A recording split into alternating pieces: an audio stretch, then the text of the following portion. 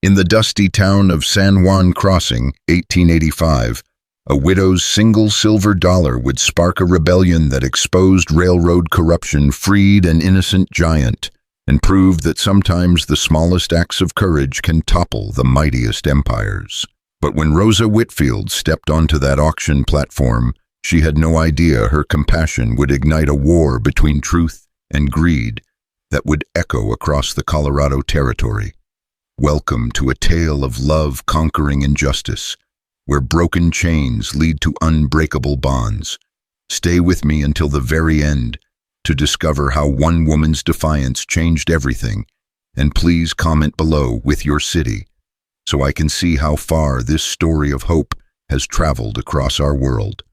The morning sun cast long shadows across the weathered planks of San Juan Crossing's makeshift auction platform, but the crowd gathered below cared nothing for the beauty of the Colorado dawn.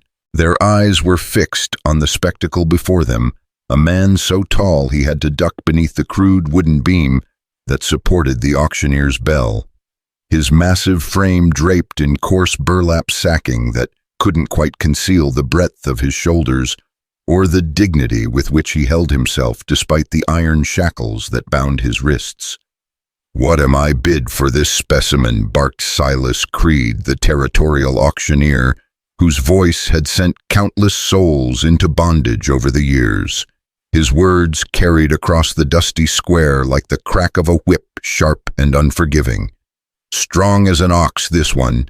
Look at them hands, built for work, I tell you." But the crowd wasn't looking at the prisoner's hands. They were staring at the burlap sack that covered his head, whispering among themselves about what manner of beast might lurk beneath. The stories had traveled faster than wildfire. Through the settlement, a mountain man caught stealing cattle, they said. A savage who'd killed 3 deputies in a rage, others claimed. Some swore he was part Indian, part devil, all trouble. Rosa Whitfield stood at the edge of the crowd, her widow's black dress a stark contrast against the sun-bleached buildings that lined the square. At 32, she carried herself with a quiet strength that came from weathering storms, both literal and metaphorical.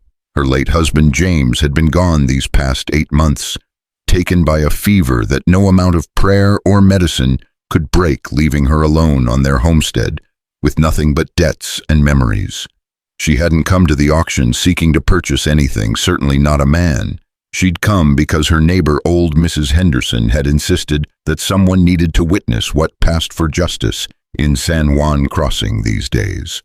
Rosa had seen enough auctions to know they were rarely about justice and almost always about money changing hands in the shadows.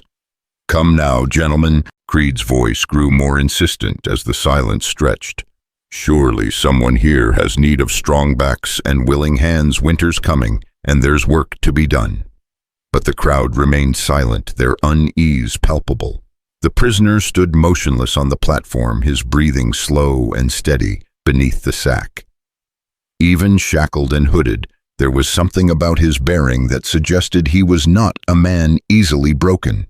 "Perhaps," called out a voice from the back of the crowd, "we'd all sleep better knowing what's under that hood before we open our purses."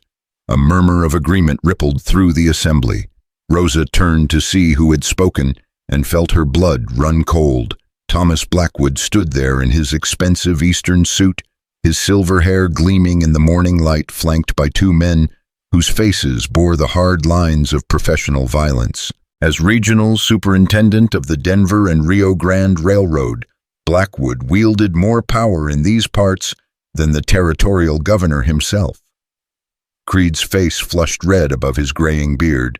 "The buyer will see what he's purchased when the sale is complete, Mr. Blackwood, as is proper and legal."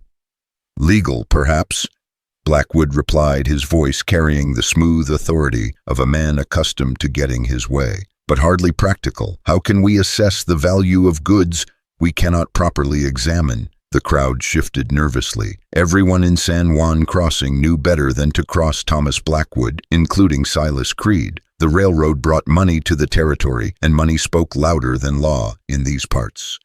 "Very well," Creed conceded, though his reluctance was clear. He stepped toward the prisoner and reached for the burlap sack. "But I warn you, all don't let appearances deceive you. This man is dangerous." Rosa found herself holding her breath as Creed pulled away the sacking. What she saw wasn't the monster the whispers had promised, but a man weathered and scarred, yes, but unmistakably human.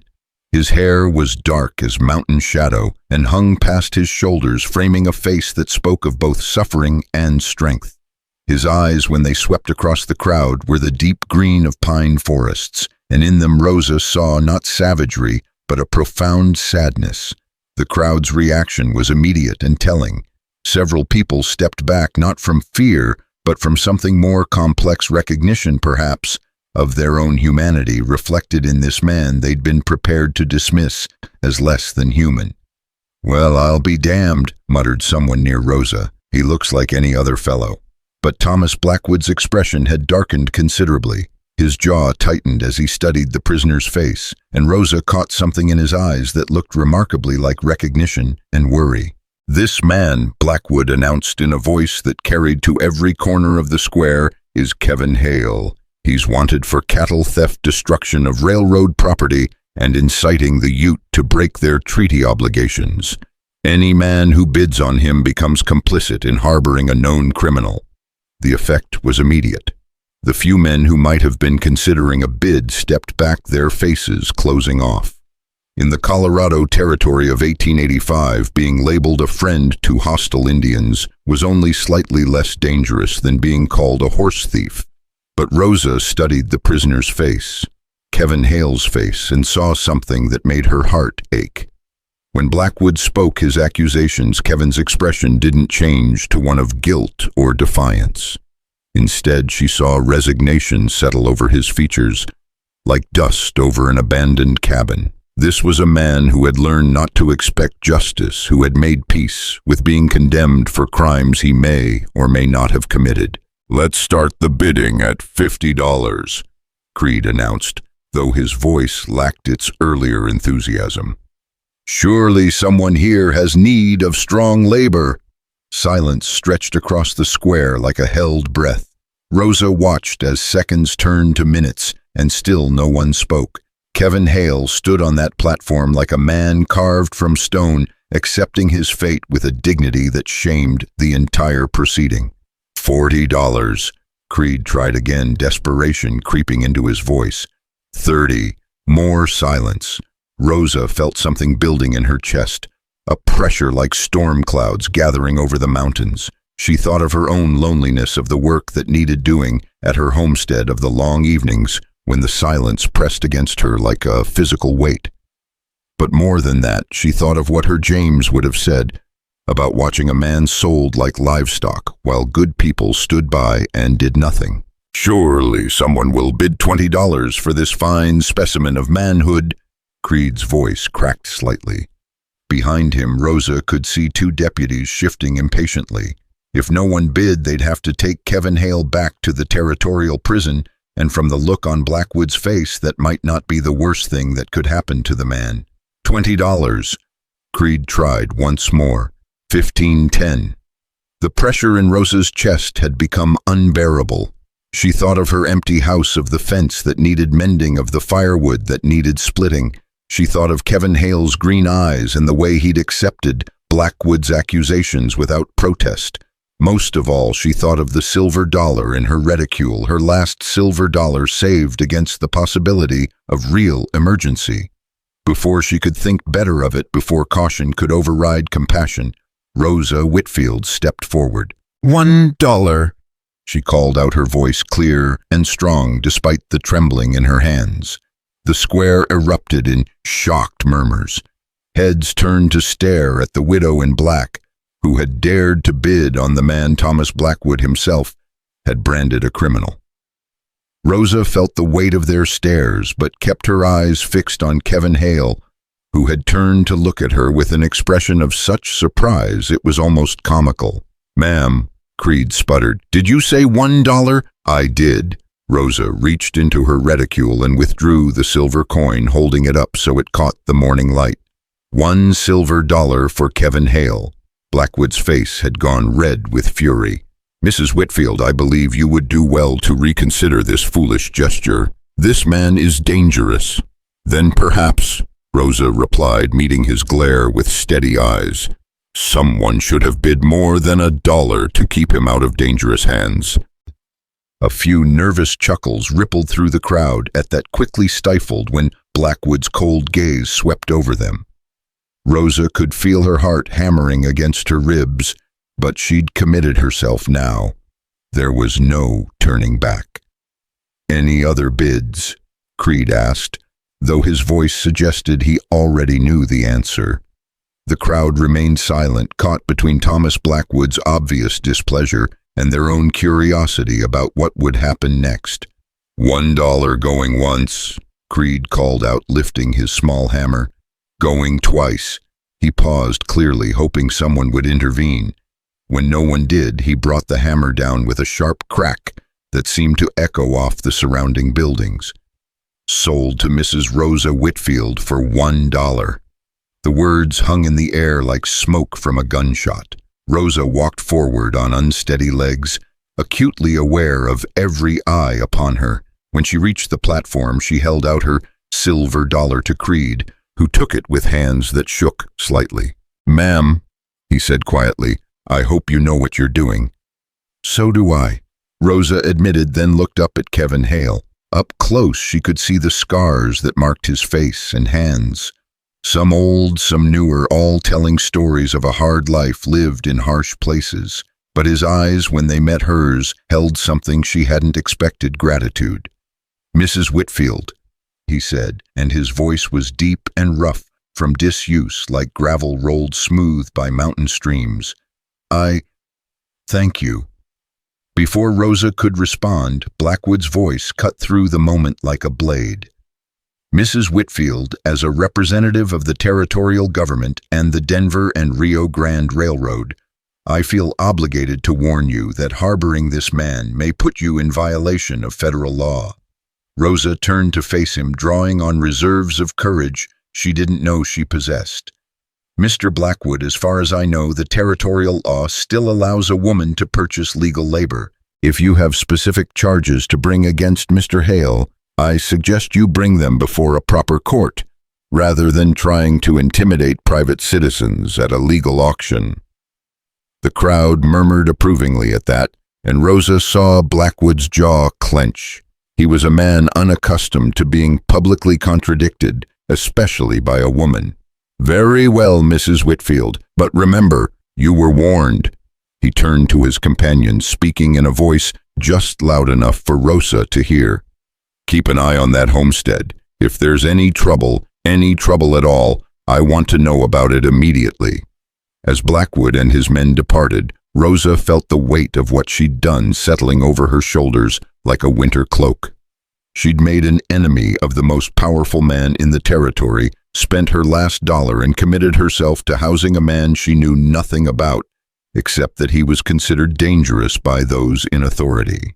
But when she looked up at Kevin Hale again, she saw something that made all her doubts fade, at least temporarily.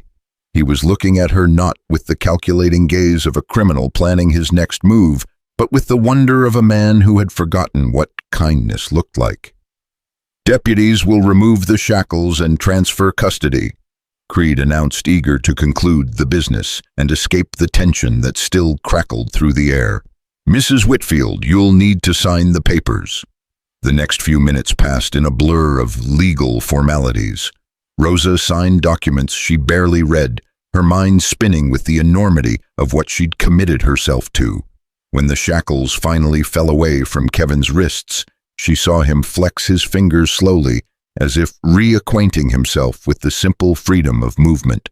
"Where do you want him delivered, ma'am?" asked one of the deputies, a young man who looked as confused by the morning's events as everyone else. "Delivered." Rosa blinked, then realized the absurdity of the question. "Oh, he'll come with me, on his own feet." The deputy glanced at Kevin uncertainly.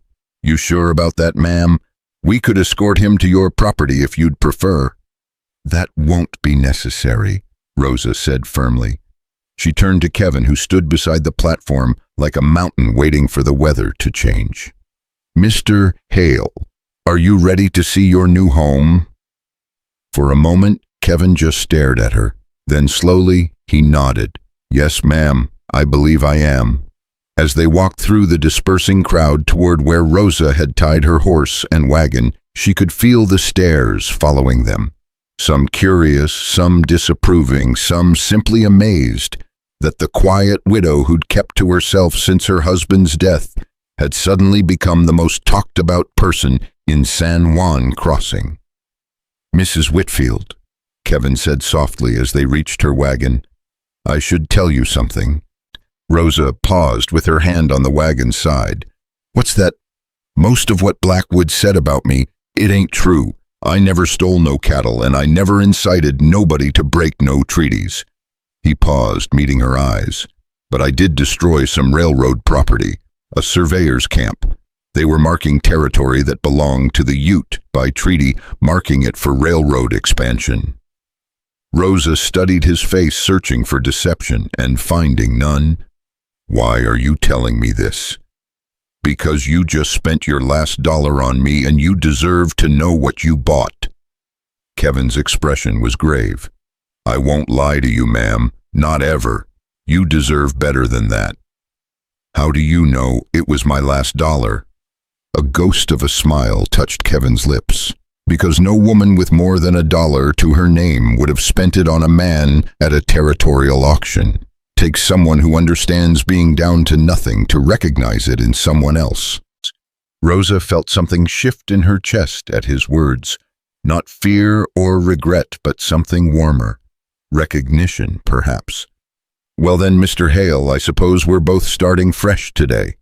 As they drove out of San Juan Crossing, Rosa couldn't shake the feeling that she'd just set something in motion that would change both their lives forever.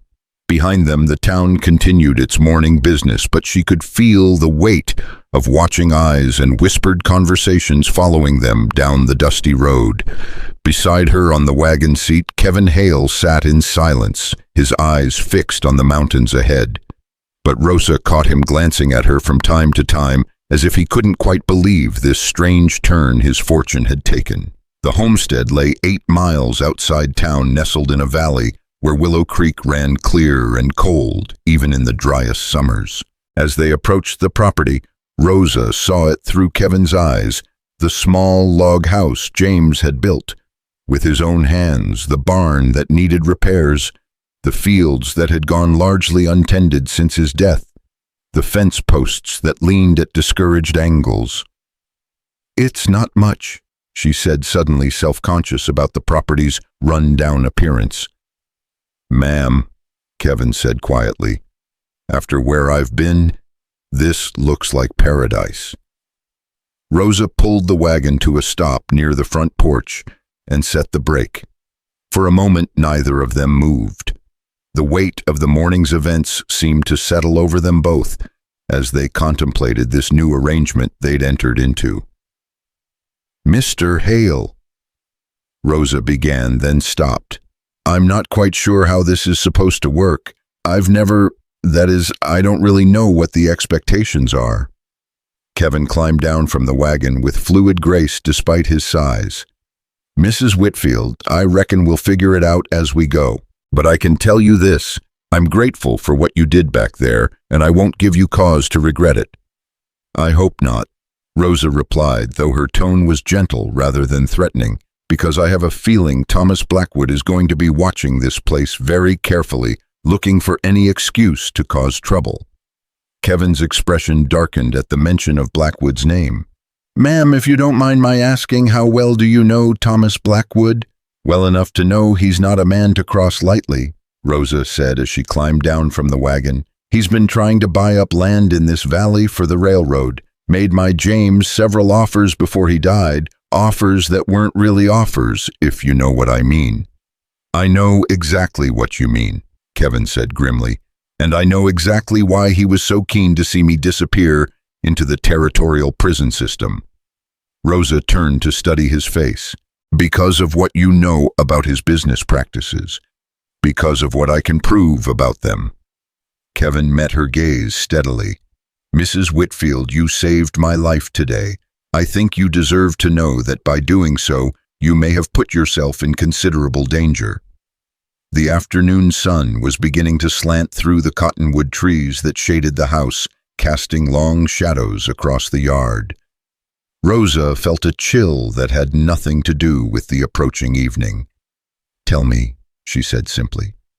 Kevin glanced around the property, his eyes taking in every line of sight, every possible approach. Old habits, Rosa realized, born of a life lived in constant awareness of danger. "2 months ago, I was working as a guide for a survey team," he began. "Legitimate work mapping mineral deposits in the high country for the territorial government. We were up near the Continental Divide when we came across another survey team, railroad surveyors, running lines through territory that the Treaty of 1868 specifically granted to the Ute in perpetuity." Rosa felt her breath catch. They were surveying Indian land. Not just surveying it, they had armed guards with them, and when we tried to approach peacefully, they opened fire, killed 2 of my men before we could retreat. Kevin's hands clenched into fists at his sides. "I went back that night and destroyed their equipment. Every transit, every chain, every marked stake, burned it all. And that's when they branded you a criminal." "That's when they branded me a dead man," Kevin corrected. "Only reason I'm still breathing is because the territorial marshal got to me first, arrested me before Blackwood's people could arrange a more permanent solution to their problem." Rosa sank down onto the porch steps, the full weight of her situation finally settling over her. "So, by purchasing you today, I've essentially declared war on the Denver and Rio Grande Railroad." "I'm afraid so, ma'am. And Thomas Blackwood doesn't fight wars he doesn't intend to win." Kevin sat down beside her, careful to maintain a respectful distance. "Mrs. Whitfield, if you want to take me back to town right now, I'll understand. I won't hold it against you." For a long moment, Rosa sat in silence, watching the shadows lengthen across her late husband's land.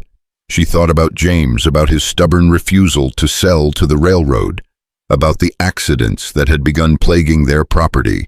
In the months before his death, broken fences, poisoned water holes, missing cattle. She thought about the loneliness that had consumed her since his passing, the sense that she was just marking time until, what? Until she gave up and sold the land, until Blackwood found another way to get what he wanted. Then she thought about Kevin Hale standing on that auction platform, accepting his fate with dignity, even as a crowd of good people turned their backs on him. She thought about the gratitude in his eyes when she'd bid that single silver dollar, and the honesty with which he'd just laid out the danger she now faced. "Mr. Hale," she said finally, "I spent 8 months watching my husband die by inches, powerless to help him or fight the thing that was killing him. I'll be damned if I'm going to back down from a fight with something I can actually hit back at." Kevin turned to look at her, and Rosa saw something kindle in his green eyes that might have been hope. "Besides," she continued, "James always said this land was worth fighting for. Maybe it's time I found out if he was right." As the first stars appeared in the darkening sky above the Colorado mountains, Rosa, Whitfield, and Kevin Hale sat on the porch of a small homestead and planned their resistance to the most powerful man in the territory. Neither of them knew that 8 miles away in San Juan Crossing, Thomas Blackwood was penning a telegram to his superiors in Denver, requesting immediate authorization to use all necessary measures to secure the Willow Creek Valley for railroad expansion. The war Rosa had inadvertently declared with a single silver dollar was about to begin in earnest. Réessayer TS, Part 2, Louis Viet Tain 509,000, Tu Linh Kết Linh Mật Voi Các Phân Trúc Trong Câu Chuyện Pha Hội Thoại tạo thành một câu chuyện liền mạch khi ghép lại. Mỗi phần liền mạch với phần trước không giới thiệu lại câu chuyện ở đầu phần mới, liên kết các phần của câu chuyện một cách liền mạch, sử dụng câu chuyện tiếp giữa các phần, duy trì chủ đề. Tránh ngắt quãng đột ngột, không sử dụng gạch đầu dòng hoặc tiêu đề. phụ phong cách kể chuyện Mỹ Hoa Kỳ, giống văn giàu cảm xúc. Kể theo ngôi thứ 3, giữ độ kịch tính. Không việc lan man kết thúc phần không giới thiệu. Phần sau modifier, the first light of dawn crept across the Willow Creek Valley, painting the mountains in shades of gold and amber that reminded Rosa why James had fallen in love with this land in the first place. She stood at her kitchen window watching Kevin Hale work in the yard with a rhythm and precision that spoke of years spent living close to the earth. He'd been on her property for 3 weeks now, and in that time he'd accomplished more repairs than she'd managed in the 8 months since James's death. The morning routine had become comfortable between them. Rosa would prepare breakfast, while Kevin tended to the animals and checked the property for signs of trouble. There had been signs too: broken fence wire that looked deliberately cut, cattle tracks near the creek where no cattle should have been, fresh boot prints around the barn that belonged to neither of them. "Morning, Mrs. Whitfield," Kevin called softly as he approached the back door, his boots carefully scraped clean on the porch mat she'd set out for him. "Good morning, Kevin." She'd dropped the formal Mr. Hale after the second week, when he'd fixed her husband's rocking chair with such gentle care that she'd nearly wept watching him work. "Coffee's ready and there's biscuits in the oven." Kevin paused in the doorway as he did every morning, waiting for her explicit invitation to enter. It was a courtesy that spoke to his respect for her position as mistress of the house, but also to his awareness that his presence here was unusual and potentially compromising to her reputation. "Come in," Rosa said, as she did every morning. "You must be hungry." He settled at the kitchen table while she poured coffee into 2 mismatched cups. The silence between them was comfortable now, no longer weighted with uncertainty about their arrangement. Kevin had proven himself through action rather than words, rising before dawn to milk the cows, splitting enough firewood to last through winter, reinforcing the barn door that had hung crooked since a summer storm 2 years past. "Had visitors in the night," Kevin said quietly, wrapping his large hands around the coffee cup as if drawing warmth from it. Rosa's spoon clinked against her cup as she stirred honey into her coffee. "What kind of visitors?" "The kind that don't want to be seen. Found tracks near the north pasture and someone's been watching the house from the ridge line. Same spot 3 nights running." Rosa felt her stomach tighten with familiar anxiety. Since bringing Kevin home, she'd lived with the constant awareness that they were being observed, evaluated, judged by forces beyond their control. Thomas Blackwood hadn't made any overt moves against them, but his presence hung over the valley like smoke from a distant fire. "Do you think they're planning something specific or just watching?" she asked. Kevin considered this as he bit into one of her biscuits, his expression thoughtful. "Hard to say. Could be they're waiting for something, an excuse maybe, or orders from higher up. Could be they're trying to make us nervous enough to do something foolish." "Are you nervous?" Rosa asked, genuinely curious.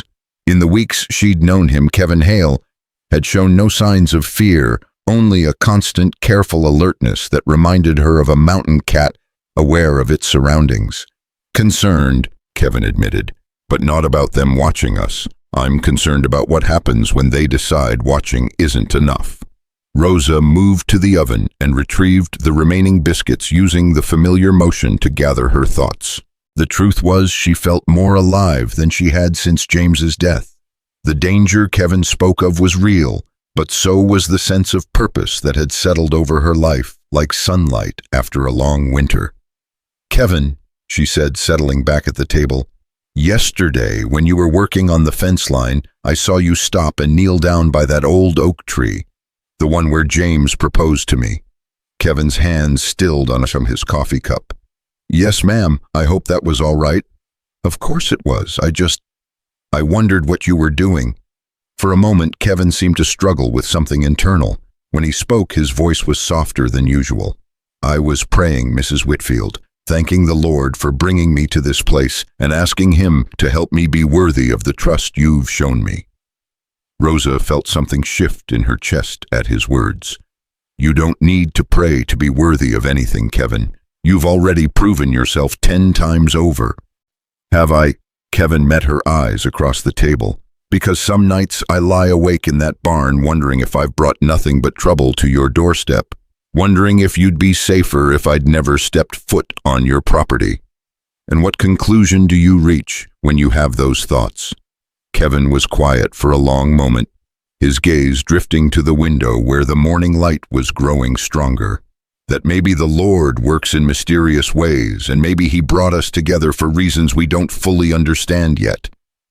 Before Rosa could respond, the sound of approaching horses echoed across the yard. Both of them tensed Kevin's hand, moving instinctively to the rifle he kept propped near the back door. But as the riders came into view, Rosa recognized the familiar figure of Sheriff Bradley Morrison, a decent man caught between upholding the law and navigating the political realities of a territory where railroad money talked louder than justice. "That's Sheriff Morrison," Rosa said, rising from the table. "He's alone." Kevin relaxed slightly but remained alert. "Sheriff Morrison's an honest man, but he's got pressures on him. We should hear what he has to say." They met Morrison on the front porch, Rosa smoothing her apron nervously while Kevin stood slightly behind, and to her right close enough to act, if needed, far enough to show respect for her position as head of the household. "Morning, Rosa," Sheriff Morrison said, tipping his hat. His weathered face bore the lines of a man who'd seen too much trouble and not enough solutions. "Mr. Hale." "Sheriff Morrison," Rosa replied. "What brings you out our way this morning?" Morrison shifted in his saddle, clearly uncomfortable with his mission. "Rosa, I've got to ask you some questions, and I want you to know they're not coming from me. They're coming from higher authorities." "What kind of questions?" Kevin asked, his voice carefully neutral.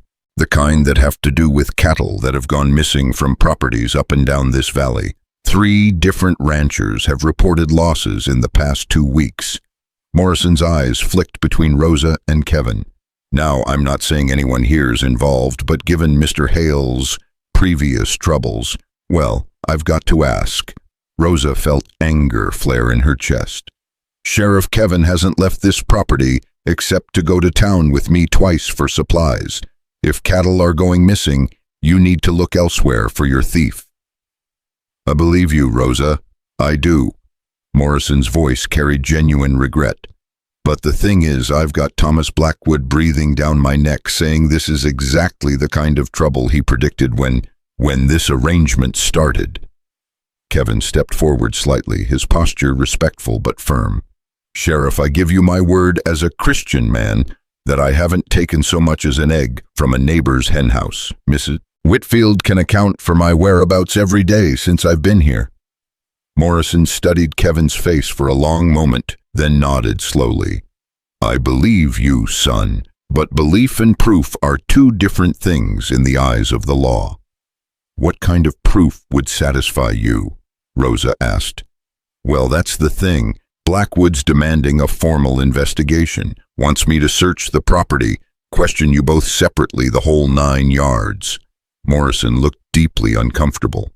"Rosa, you know I don't want to do this, but if I don't, he'll go over my head to the territorial marshal." Rosa and Kevin exchanged glances. They both knew what a formal investigation would mean. Strangers tramping through their home neighbors' suspicions aroused their fragile peace shattered. "Sheriff," Kevin said carefully, "what if we could provide proof that the cattle thefts are happening elsewhere, evidence that points to the real thieves?" Morrison's eyebrows rose. "You have such evidence?" "Not yet," Kevin admitted, "but give us a week, and I think we might." "Kevin," Rosa said quietly, "what are you thinking?" Kevin turned to her, his green eyes serious. "I'm thinking that someone's been using those nighttime visits to our property for more than just watching. I'm thinking they've been using our land as a staging ground for moving stolen cattle." The implications hit Rosa immediately.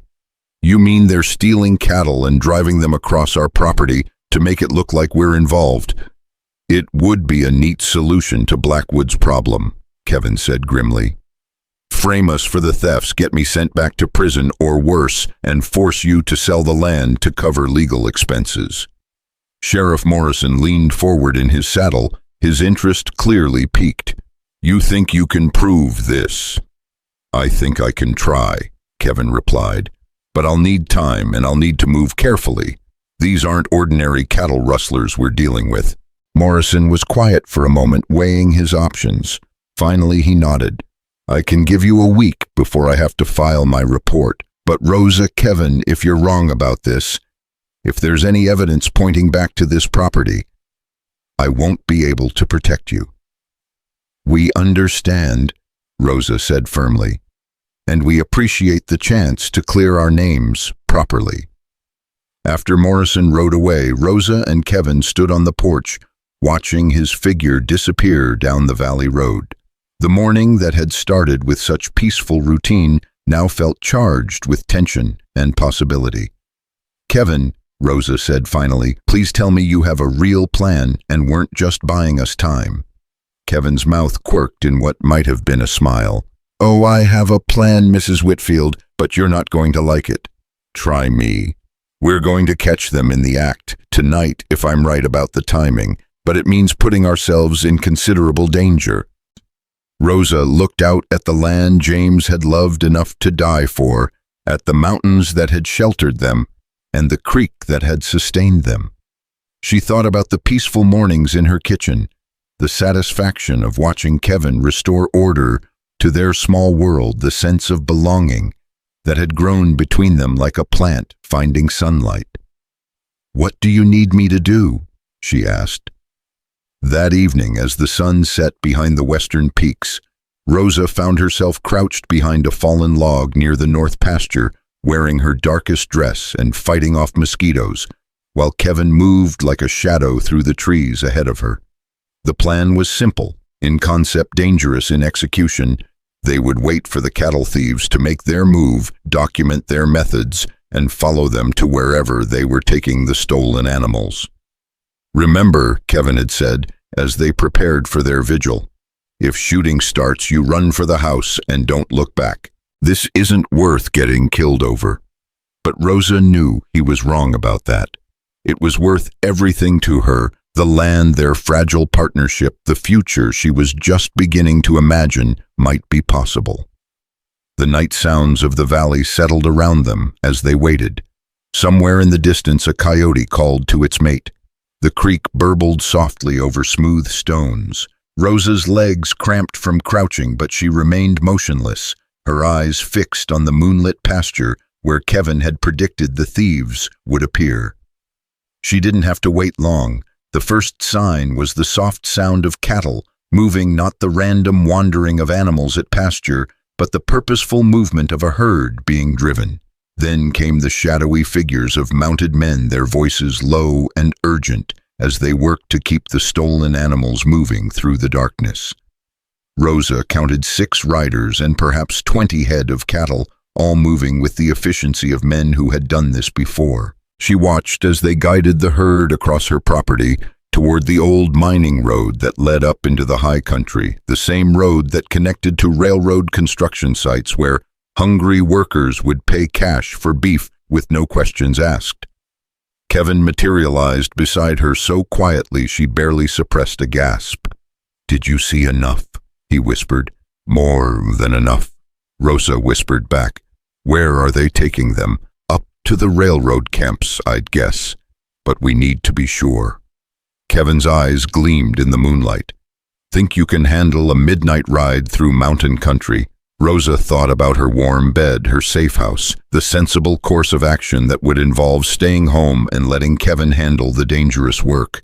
Then she thought about Thomas Blackwood and his threats, about Sheriff Morrison's uncomfortable questions about the way Kevin had prayed by James's oak tree. "Lead the way," she said.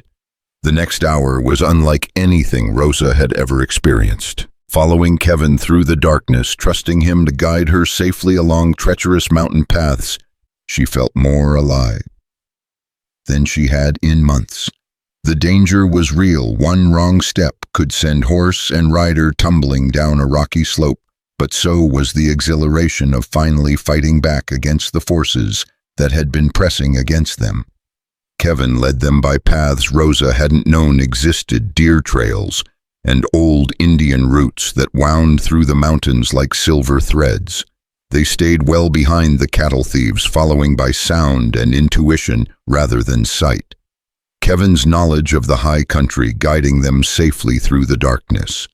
When they finally reached their destination, Rosa understood immediately why the thieves had chosen this route. Spread out below them in a high mountain valley was a railroad construction camp, complete with temporary buildings, supply wagons, and holding pens, already filled with cattle bearing a variety of brands. "My God," Rosa breathed. "How many ranchers have they stolen from?" "Looks like most of the valley," Kevin replied grimly.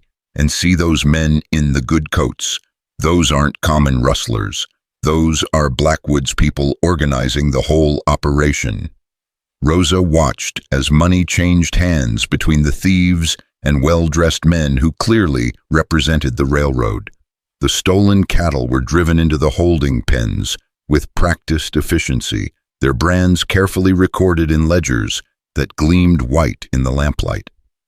It's not just theft, Rosa realized. It's systematic. They're stealing cattle from small ranchers and selling them to feed their own workers, cutting out the middleman and driving the ranchers into bankruptcy. And when the ranchers can't pay their debts, Kevin continued, guess who'll be there to buy their land at rock-bottom prices? Rosa felt sick as the full scope of Blackwood's plan became clear. The cattle thefts weren't random crime. They were economic warfare designed to clear the valley of independent landowners and deliver it into railroad hands. "We have to get back," Kevin said quietly. "Sheriff Morrison needs to see this, but we need to be careful how we present it. Blackwood has a lot of influence, and if we're not careful, we'll be the ones who end up in jail." The ride back down the mountain was even more treacherous than the ascent, but Rosa found herself thinking not about the danger, but about the conversation she'd have with Sheriff Morrison in the morning. Would he believe them? Would he act on their evidence, or would Blackwood's influence prove stronger than justice? As they reached the valley floor and approached Rosa's property, Kevin suddenly held up a hand for silence. In the distance, Rosa could see lights moving near her house. Too many lights moving too purposefully to be anything innocent. "Stay here," Kevin whispered, but Rosa was already shaking her head. "It's my house," she said firmly. "We face this together."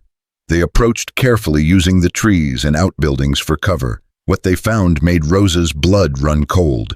Half a dozen men were searching her property with lanterns, clearly looking for evidence of cattle theft. And directing their search, his silver hair gleaming in the lamplight, was Thomas Blackwood himself. "Find anything that connects them to the missing cattle," Blackwood was saying to one of his men. "I don't care if you have to plant it yourselves." Rosa felt Kevin tense beside her at those words. They were witnessing Blackwood's people preparing to frame them for the very crimes they'd just seen the railroad committing. "What do we do?" Rosa whispered. Kevin's face was grim in the moonlight. "We gather evidence of our own. Stay quiet and watch everything. Come morning, we're going to have quite a story to tell Sheriff Morrison." As dawn approached and Blackwood's men finally departed, Rosa and Kevin emerged from their hiding place to survey the damage. Her house had been searched but not ransacked. The intruders had been careful not to leave obvious signs of breaking and entering, but Rosa could tell that every room had been gone through, every hiding place examined. "They didn't find what they were looking for," Kevin observed, "because there was nothing to find. But they'll be back, and next time they might not be so careful about planting evidence." Rosa sank into her husband's rocking chair on the front porch, suddenly exhausted by the night's revelations. "Kevin, what have we gotten ourselves into?" Kevin settled on the porch steps, his eyes already scanning the property for signs of watchers. "We've gotten ourselves into a fight for justice, Mrs. Whitfield. Question is, are we strong enough to see it through?" Rosa looked out at the land that had cost her husband his health and might yet cost them both their freedom. But she also saw the morning light painting the mountains gold, heard the creek running clear and free, felt the sense of righteous purpose that had carried her through the darkest night of her life. "Ask me that question again tomorrow," she said, "after we've talked to Sheriff Morrison and set the wheels of justice in motion. And if the wheels don't turn the way we hope," Rosa met his eyes steadily, "then we keep fighting until they do." As the sun crested the eastern peaks and painted the Willow Creek Valley in shades of hope and determination, Rosa Whitfield and Kevin Hale prepared for the most important conversation of their lives, one that would either vindicate their faith in justice or force them to choose between surrender and a fight that could cost them everything they held dear. The war that had begun with a single silver dollar was about to enter its most crucial phase, and neither of them knew whether they were strong enough to survive what was coming. Resayer TS Part 3 Lưu ý, viết tại năm 500 từ liên kết liền mạch với các phần trước. Trong câu chuyện pha hội thoại tạo thành một câu chuyện liền mạch khi ghép lại. Mỗi phần liền mạch với phần trước không giới thiệu lại câu chuyện ở đầu phần mới, liên kết các phần của câu chuyện một cách liền mạch. Sử dụng câu chuyện tiếp giữa các phần, duy trì chủ đề. Tránh ngắt quãng đột ngột, không sử dụng gạch đầu dòng hoặc tiêu đề phụ phong cách kể chuyện Mỹ Hoa Kỳ giống văn giàu cảm xúc. Kể theo ngôi thứ ba, giữ đô kịch tính không viết lần màn kể kết thúc phần không giới thiệu. Phần sau modifier, the conversation with Sheriff Morrison took place not in the safety of Rosa's kitchen as they'd planned, but in the dusty main street of San Juan Crossing, where Morrison intercepted them as they rode into town with their evidence. His face was grim beneath the brim of his hat, and Rosa knew immediately that their carefully rehearsed presentation would have to wait. "Rosa, Kevin," Morrison said, reining his horse alongside their wagon, "I'm afraid we need to talk right now. Blackwood's filed formal charges against you both." Rosa felt her heart sink. What kind of charges? Cattle theft, conspiracy to defraud, and harboring a known fugitive. Morrison's voice carried the weight of a man delivering news he wished he didn't have to share. "He's got witnesses who claim they saw you moving cattle across your property in the dead of night." Kevin's hands tightened on the wagon reins. "Sheriff, we can explain those witnesses. In fact, we can prove they're lying." "I hope you can, son, because Judge Hamilton's riding in from Denver this afternoon to hear the case. Blackwood's pushed for an emergency session claiming you're a flight risk." Rosa exchanged glances with Kevin, both of them recognizing the trap that had been laid for them.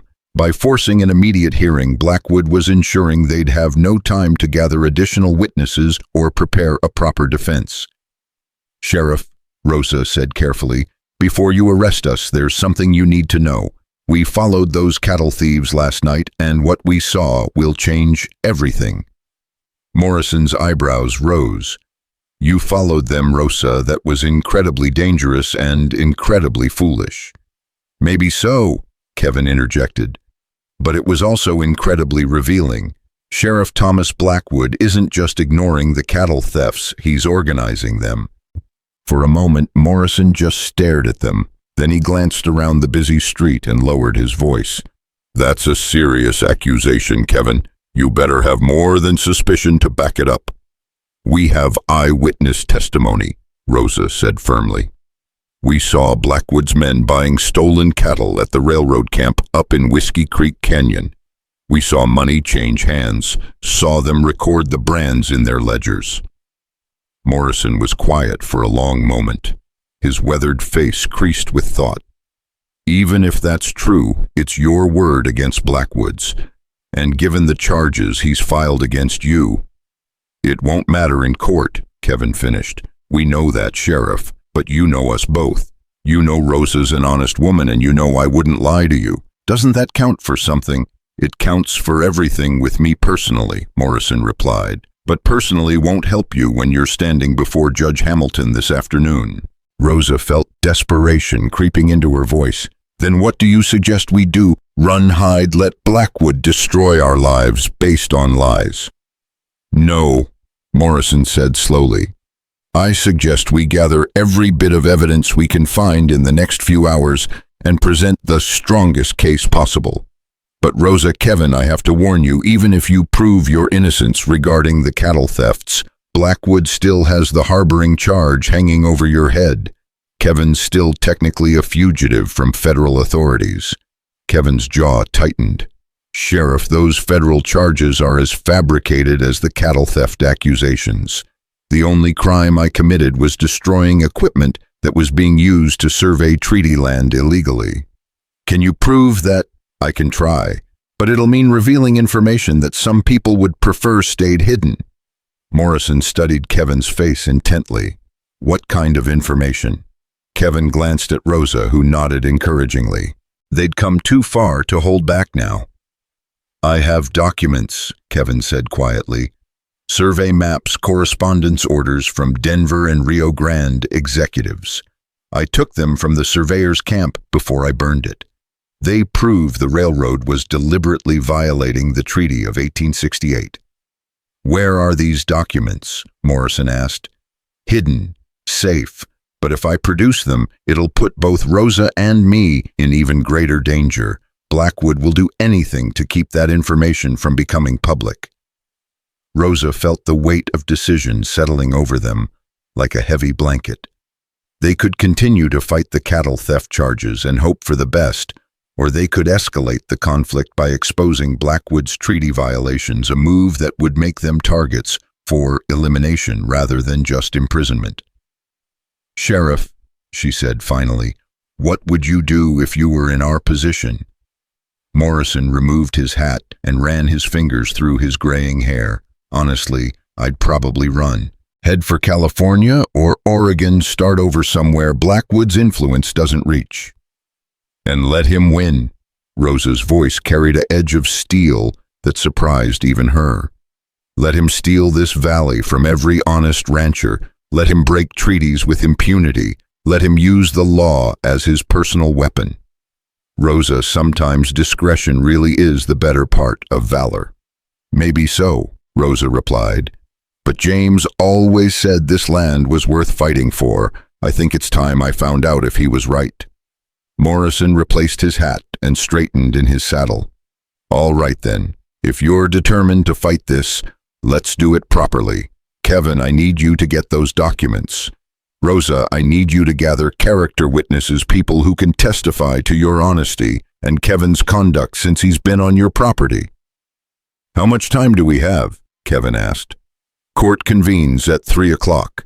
It's past 10 now, so you've got maybe 4 hours to prepare the case of your lives. As Morrison rode away to make his own preparations, Rosa and Kevin sat in their wagon on the main street of San Juan Crossing, acutely aware of the curious stares and whispered conversation surrounding them. Word of the charges had clearly spread through town, and Rosa could see neighbors she'd known for years looking at her with suspicion and distrust. Kevin, she said quietly, are we making the right choice? I don't know, he admitted. But I know we're making the choice we can live with. If we run now, we'll spend the rest of our lives looking over our shoulders, wondering if we could have made a difference. And if we stay and fight and lose, Kevin's green eyes met hers steadily, then at least we'll know we stood up for what was right. The next few hours passed in a blur of desperate preparation. Kevin disappeared into the mountains to retrieve his hidden documents, while Rosa made the rounds of San Juan Crossing, seeking character witnesses among people who had known her and James for years. The responses were mixed. Some friends stood by her without question, while others expressed regret that they couldn't risk their own standing in the community by testifying on behalf of someone charged with serious crimes. It was old Mrs. Henderson who provided the most valuable insight, pulling Rosa aside as she emerged from the general store. Rosa, dear, the elderly woman said, her voice barely above a whisper. There's something you need to know. My nephew works for the railroad and he's been hearing things. What kind of things? Blackwood's been bragging to his associates that this trial is just a formality, says he's already arranged for Kevin to be transferred to federal custody immediately after conviction, regardless of the verdict on the cattle charges. Rosa felt ice form in her stomach. You mean even if we prove our innocence? Kevin disappears into the federal prison system, and you're left alone and defenseless. Mrs. Henderson's weathered hand gripped Rosa's arm urgently. Rosa, this isn't just about justice anymore. This is about survival. When Kevin returned with a leather satchel full of documents, Rosa shared Mrs. Henderson's warning. His face grew grim as he absorbed the implications. It confirms what I suspected, he said. Blackwood never intended for this to be a fair trial. He's using the legal system to eliminate opposition and seize property. Then what do? We can't run now. They'd catch us before we got 10 miles. Kevin was quiet for a moment, studying the documents he'd retrieved. When he looked up, his expression was resolute. We changed the game, he said. Instead of defending ourselves against his charges, we go on the offensive. We put Thomas Blackwood on trial. How do we do that? By making these documents public in the most dramatic way possible, during the trial in front of witnesses where they can't be suppressed or denied. Rosa felt her pulse quicken. That's incredibly risky, Kevin. If we accuse Blackwood of federal crimes in open court without absolute proof, we'll be committing legal suicide, Kevin agreed. But if we're right, if these documents are as damning as I believe they are, we might just expose a conspiracy that reaches all the way to Denver. As the afternoon sun slanted through the windows of San Juan Crossing's small courthouse, Rosa found herself sitting at the defendant's table beside Kevin, facing a courtroom packed with curious townspeople and railroad representatives. Judge Hamilton, a severe man with steel-gray hair and penetrating eyes, surveyed the proceedings with the air of someone who had better things to do with his time. Thomas Blackwood sat in the front row of the gallery, his expensive suit and confident demeanor proclaiming his certainty of victory. Beside him sat a well-dressed lawyer who had arrived on the same train as the judge. Clearly, Blackwood had spared no expense in preparing for this moment. This court is now in session. Judge Hamilton announced, his gavel falling with finality. We are here to adjudicate charges of cattle theft and conspiracy against Rosa Whitfield and Kevin Hale. How do the defendants plead? Rosa felt Kevin's hand brush hers briefly beneath the table, a gesture of support that gave her strength. Not guilty, Your Honor, she said clearly. Not guilty, Kevin echoed. The railroad's lawyer, a sharp-faced man named Cornelius Vance, rose to present the prosecution's case. His opening statement was a masterpiece of innuendo and implication, painting Rosa and Kevin as desperate criminals who had conspired to steal cattle to pay Rosa's mounting debts. Ladies and gentlemen, Vance declared, his voice carrying to every corner of the packed courtroom, the evidence will show that Mrs. Whitfield, facing financial ruin, conspired with the known fugitive Kevin Hale to systematically steal cattle from her neighbors. They used her property as a staging ground for their thefts, confident that a widow's reputation would shield them from suspicion. Rosa listened to the lies with growing anger, but Kevin's calm presence beside her kept her centered. They had agreed that he would handle their defense, trusting his knowledge of the law and his ability to think on his feet. Vance called his first witness, a railroad employee who claimed to have seen cattle being driven across Rosa's property in the middle of the night. His testimony was smooth and rehearsed, clearly coached to maximum effect. And what did you do when you witnessed this suspicious activity? Vance asked. I reported it immediately to my supervisor, Mr. Blackwood, the witness replied. He instructed me to keep watch and gather additional evidence. When Kevin rose to cross-examine, Rosa could see the witness tense slightly. Mr. Patterson, Kevin began, his voice conversational. You say you witnessed cattle being driven across Mrs. Whitfield's property at night. What time exactly did this occur? Around midnight, I'd say. And what were you doing on Mrs. Whitfield's property at midnight? Patterson glanced nervously toward Blackwood. I was conducting surveillance. Surveillance of what? Of suspected criminal activity. Kevin nodded thoughtfully. I see. And who authorized this surveillance of a private citizen's property? Mr. Blackwood, of course. Mr. Blackwood, who is not a law enforcement officer, but rather a railroad executive. Is that correct? Objection, Vance called out. Relevance. I'll allow it, Judge Hamilton said. Answer the question, Mr. Patterson. Yes, Mr. Blackwood is a railroad executive. Kevin walked closer to the witness stand. Mr. Patterson, in your surveillance of Mrs. Whitfield's property, did you happen to observe where these cattle were being driven to? No, I lost sight of them. You lost sight of them. How convenient. Kevin's tone remained conversational, but Rosa could hear the steel beneath it. Mr. Patterson, are you familiar with Whiskey Creek Canyon? The question hung in the air like smoke from a gunshot. Patterson's face went pale, and Rosa saw Blackwood lean forward in his seat. What do you mean? It's a simple question. Do you know where Whiskey Creek Canyon is located? Yes, I suppose so. And are you aware that there's a railroad construction camp in that canyon? Objection! Vance was on his feet. Where is this line of questioning leading? Kevin turned to face Judge Hamilton. Your Honor, I'm establishing the witness's knowledge of the area where the alleged stolen cattle were actually taken. I'll allow it, but get to your point quickly, Mr. Hale. Kevin nodded and turned back to Patterson. Mr. Patterson, have you ever been to the Whiskey Creek construction camp? That is, in the course of my duties. Yes or no, Mr. Patterson? Yes. And have you ever seen cattle at that camp, cattle bearing the brands of various ranchers from this valley? Patterson's mouth opened and closed like a fish gasping for air. In the gallery, Rosa could see Blackwood's face, growing red with barely controlled fury. Mr. Patterson, Kevin continued relentlessly, isn't it true that you were present at Whiskey Creek Canyon 2 nights ago when stolen cattle were delivered to the railroad camp? Objection! Vance's voice cracked with strain.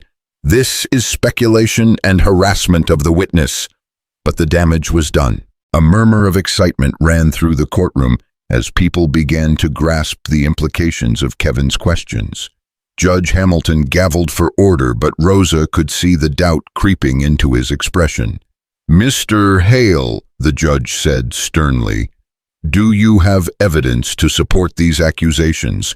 I do, Your Honor. Kevin reached for the leather satchel at his feet.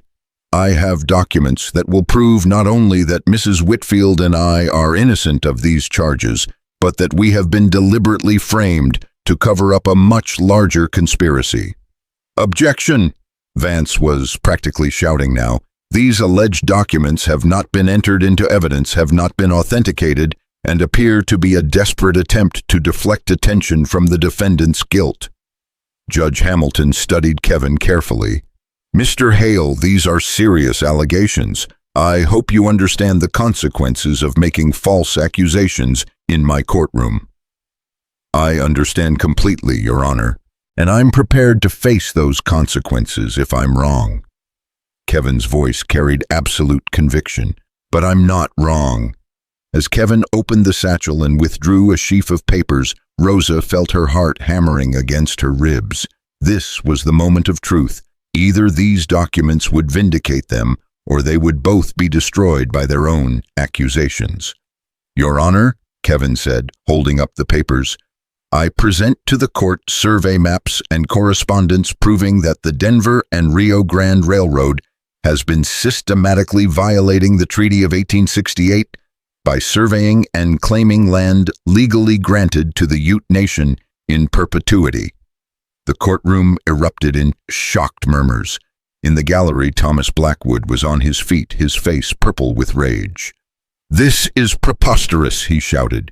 Your Honor, this man is a convicted criminal attempting to deflect attention from his crimes by making wild accusations against a legitimate business enterprise. Judge Hamilton gavelled for order, but Rosa could see he was struggling to maintain control of the proceedings. Mr. Hale, I will examine these documents, but I warn you that if they prove to be forgeries or irrelevant materials—" "They're not forgeries, Your Honor," Kevin said calmly, "and they're entirely relevant to this case because they prove that I was framed for destroying survey equipment that was being used in illegal activities." As Judge Hamilton began examining the documents, Rosa watched the faces in the courtroom change from curiosity to shock to outrage. The papers Kevin had presented weren't just evidence of treaty violations. They were proof of a systematic conspiracy to defraud the federal government and steal land from Native Americans. "Mr. Blackwood," Judge Hamilton said quietly, his voice cutting through the murmur of the crowd like a blade, "would you approach the bench?" Rosa watched as Blackwood walked forward, his earlier confidence replaced by barely controlled panic. The whispered conference between judge and railroad executive lasted several minutes, during which the tension in the courtroom grew almost unbearable. When Blackwood returned to his seat, his face was ashen. Judge Hamilton cleared his throat and addressed the court. "Ladies and gentlemen, after examining the evidence presented by the defense, I am compelled to adjourn these proceedings pending a federal investigation into the allegations made here today." The courtroom exploded in chaos. Vance was on his feet protesting. Blackwood was arguing loudly with his associates, and the gallery buzzed with excited conversation as people tried to process what they'd just witnessed. Furthermore, Judge Hamilton continued, raising his voice above the din, "I am dismissing all charges against Rosa Whitfield and Kevin Hale, pending the outcome of said investigation." Rosa felt tears streaming down her face as Kevin's hand found hers beneath the table. They had won not just the battle, but potentially the war. The documents Kevin had risked his life to preserve had proven more damaging to Blackwood than either of them had dared hope. But as they rose to leave the courthouse, Rosa caught sight of Blackwood's face and felt a chill run down her spine. The man's expression promised that while they might have won this battle, the war was far from over. Outside the courthouse, a crowd of supporters gathered around them. Neighbors who had doubted, friends who had believed, strangers who were simply impressed by their courage in standing up to railroad power. But through it all, Rosa found herself watching the shadows, knowing that Thomas Blackwood was not a man who accepted defeat gracefully. The silver dollar gamble had paid off beyond her wildest dreams, but she couldn't shake the feeling that the most dangerous part of their journey was yet to come. Résayer TS, Part 4, Louis Viet 9000-99500, To liên kết liên mạch với các phần trước trong câu chuyện, pha hội thoại tạo thành một câu chuyện liền mạch khi ghép lại. Mỗi phần liền mạch với phần trước không giới thiệu lại câu chuyện ở đầu phần mới, liên kết các phần của câu chuyện một cách liền mạch, sử dụng câu chuyện tiếp giữa các phần. Duy trì chủ đề, tránh ngắt quãng đột ngột, không sử dụng gạch đầu dòng hoặc tiêu đề phụ phong cách kể chuyện Mỹ, Hoa Kỳ, giống văn giàu cảm xúc. Kể theo ngôi thứ ba, giữ độ kịch tính không viết lan man, kết thúc phần không giới thiệu phần sau. Modifier. The shadows that Rosa had been watching for materialized 3 days after their courthouse victory, but not in the way she had expected. They came in the form of federal marshals riding hard into the Willow Creek Valley, their badges gleaming in the afternoon sun and their faces grim with purpose. Rosa spotted them from her kitchen window as she was preparing supper, and her heart immediately began racing with a familiar dread. "Kevin," she called toward the barn where he was tending to a lame horse. "Riders coming in fast." Kevin emerged from the barn with his rifle in hand, but relaxed slightly when he saw the federal badges. "Marshals," he said as Rosa joined him in the yard. "Probably here about the investigation." The lead marshal, a tall man with graying temples and steady blue eyes, dismounted and approached them with the measured gait of someone accustomed to delivering both good news and bad. "Mrs. Whitfield, Mr. Hale," he said, touching the brim of his hat respectfully. "I'm Marshal James Garrett, and these are my deputies. We're here about the matter you brought before Judge Hamilton. Have you arrested Thomas Blackwood? Rosa asked, hope and anxiety warring in her voice. Marshal Garrett's expression grew troubled. Ma'am, that's what we need to talk to you about. May we come inside? Rosa exchanged glances with Kevin, both of them reading the ominous undertone in the marshal's request. They led the federal officers into the small parlor where Rosa served coffee with hands that trembled slightly despite her efforts to remain calm. Mr. Hale. Marshal Garrett began settling his bulk into James's old chair. Those documents you presented in court have created quite a stir in Denver. The territorial governor is demanding a full investigation, and the federal Indian agent is threatening to call in the army. That sounds like good news, Kevin said carefully. It would be, except for one problem, Garrett continued. Thomas Blackwood has disappeared. Rosa felt her coffee cup slip in her hands. Disappeared. Vanished sometime yesterday night along with several of his top associates and what appears to be a considerable sum of railroad money. Garrett's weathered face was grave. We've got warrants for his arrest on federal charges of treaty violation, fraud, and conspiracy, but the man seems to have anticipated our investigation. Kevin leaned forward in his chair. Marshal, what exactly are you telling us? I'm telling you that Blackwood is still out there, still dangerous, and now he has nothing left to lose. Garrett met Kevin's eyes steadily. Men like that don't just disappear quietly. They tend to try to clean up loose ends before they run. The implications hit Rosa like a physical blow. You think he'll come after us? I think he can't afford to let you live, Garrett said bluntly. Those documents you have prove his guilt beyond any doubt. As long as you're alive to testify, he'll never be safe, no matter where he runs. Rosa felt the familiar weight of danger settling over her shoulders, but this time it was different. This wasn't the calculated harassment they'd endured before. This was the desperate violence of a cornered animal. What do you suggest we do? Kevin asked. I'm suggesting you accept federal protection until we can track Blackwood down, Garrett replied. My men can escort you to Denver, where you'll be safe while we pursue the investigation. Leave the ranch. Rosa's voice was sharp with alarm. Marshal, this is my home. Everything James and I built is here. Mrs. Whitfield, with respect, everything you and your husband built won't matter much if you're dead. Kevin rose and walked to the window, his eyes scanning the surrounding hills with the practiced gaze of a man who had lived with danger. Marshal, how many men do you think Blackwood has with him? Hard to say. Could be a dozen, could be more. He had a lot of people on his payroll, and desperate men with nowhere else to go tend to stick together. And how long do you think it would take to track him down? Garrett was quiet for a moment. Could be weeks, could be months. Men with money and connections can disappear for a long time if they're careful. Rosa watched Kevin's reflection in the window glass, seeing the tension in his shoulders as he weighed their options. She knew what he was thinking, the same thing she was thinking. Running to Denver would mean abandoning everything they'd fought for, letting Blackwood's threats drive them from the land that had come to mean more than safety or comfort. Marshal, Rosa said finally, what if we stayed and fought? Garrett's eyebrows rose. Ma'am, I appreciate your courage, but this isn't like the legal battle you just won. Blackwood's past the point of caring about law or public opinion. If he comes for you, it'll be with guns blazing. Then maybe it's time we blazed back, Kevin said quietly, turning from the window. Marshal, I appreciate the offer of protection, but Rosa's right. This is our home and we're not running from it. Kevin, Rosa said, her voice filled with concern.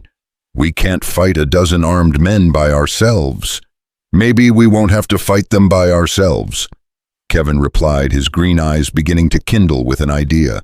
Marshal, are those federal warrants for Blackwood's associates as well as Blackwood himself? They are conspiracy charges for anyone who knowingly participated in the treaty violations. Kevin nodded slowly. Then every man riding with Blackwood is now a federal fugitive.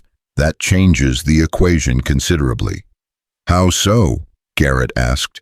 Because it means any citizen has the legal right to apprehend them, and any assistance given to local law enforcement in that apprehension would be both legal and commendable. Kevin's voice carried the tone of a man working through a complex problem. Marshal, how would you feel about deputizing some of the local ranchers who've been victims of Blackwood's schemes?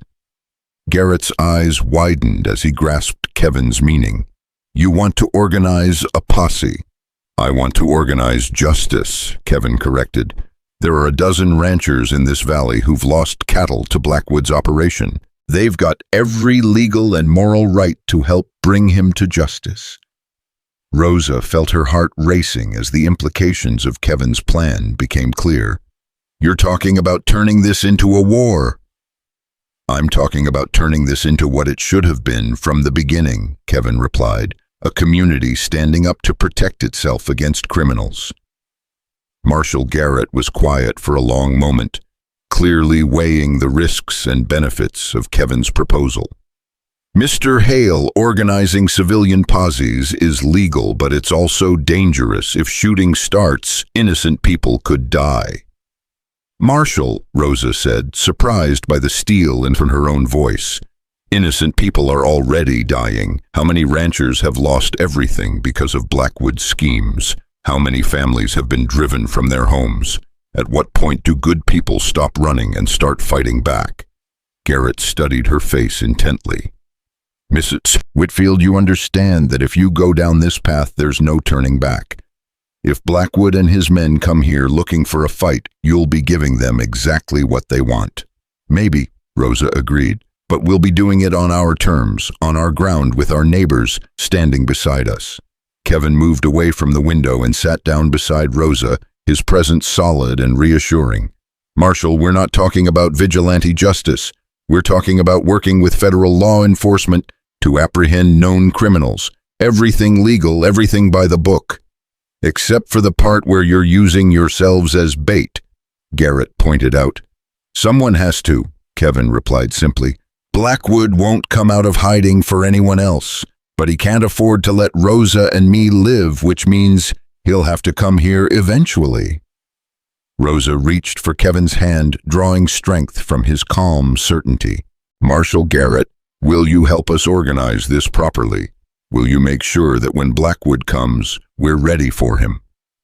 Garrett looked between them for a long moment, then slowly nodded. God help us all, but yes. If you're determined to do this, we'll do it right. The next 24 hours transformed the Willow Creek Valley from a collection of isolated homesteads into an armed camp prepared for war. Marshal Garrett sent word to every rancher who had been victimized by Blackwood's cattle theft operation, and the response was immediate and overwhelming. Men who had lost livestock, families who had been threatened, neighbors who had simply grown tired of living in fear, they all came to Rosa's property with rifles, determination, and a shared hunger for justice. By evening, Rosa's small ranch had become the headquarters for what Marshal Garrett formally designated as a federal posse in pursuit of known fugitives.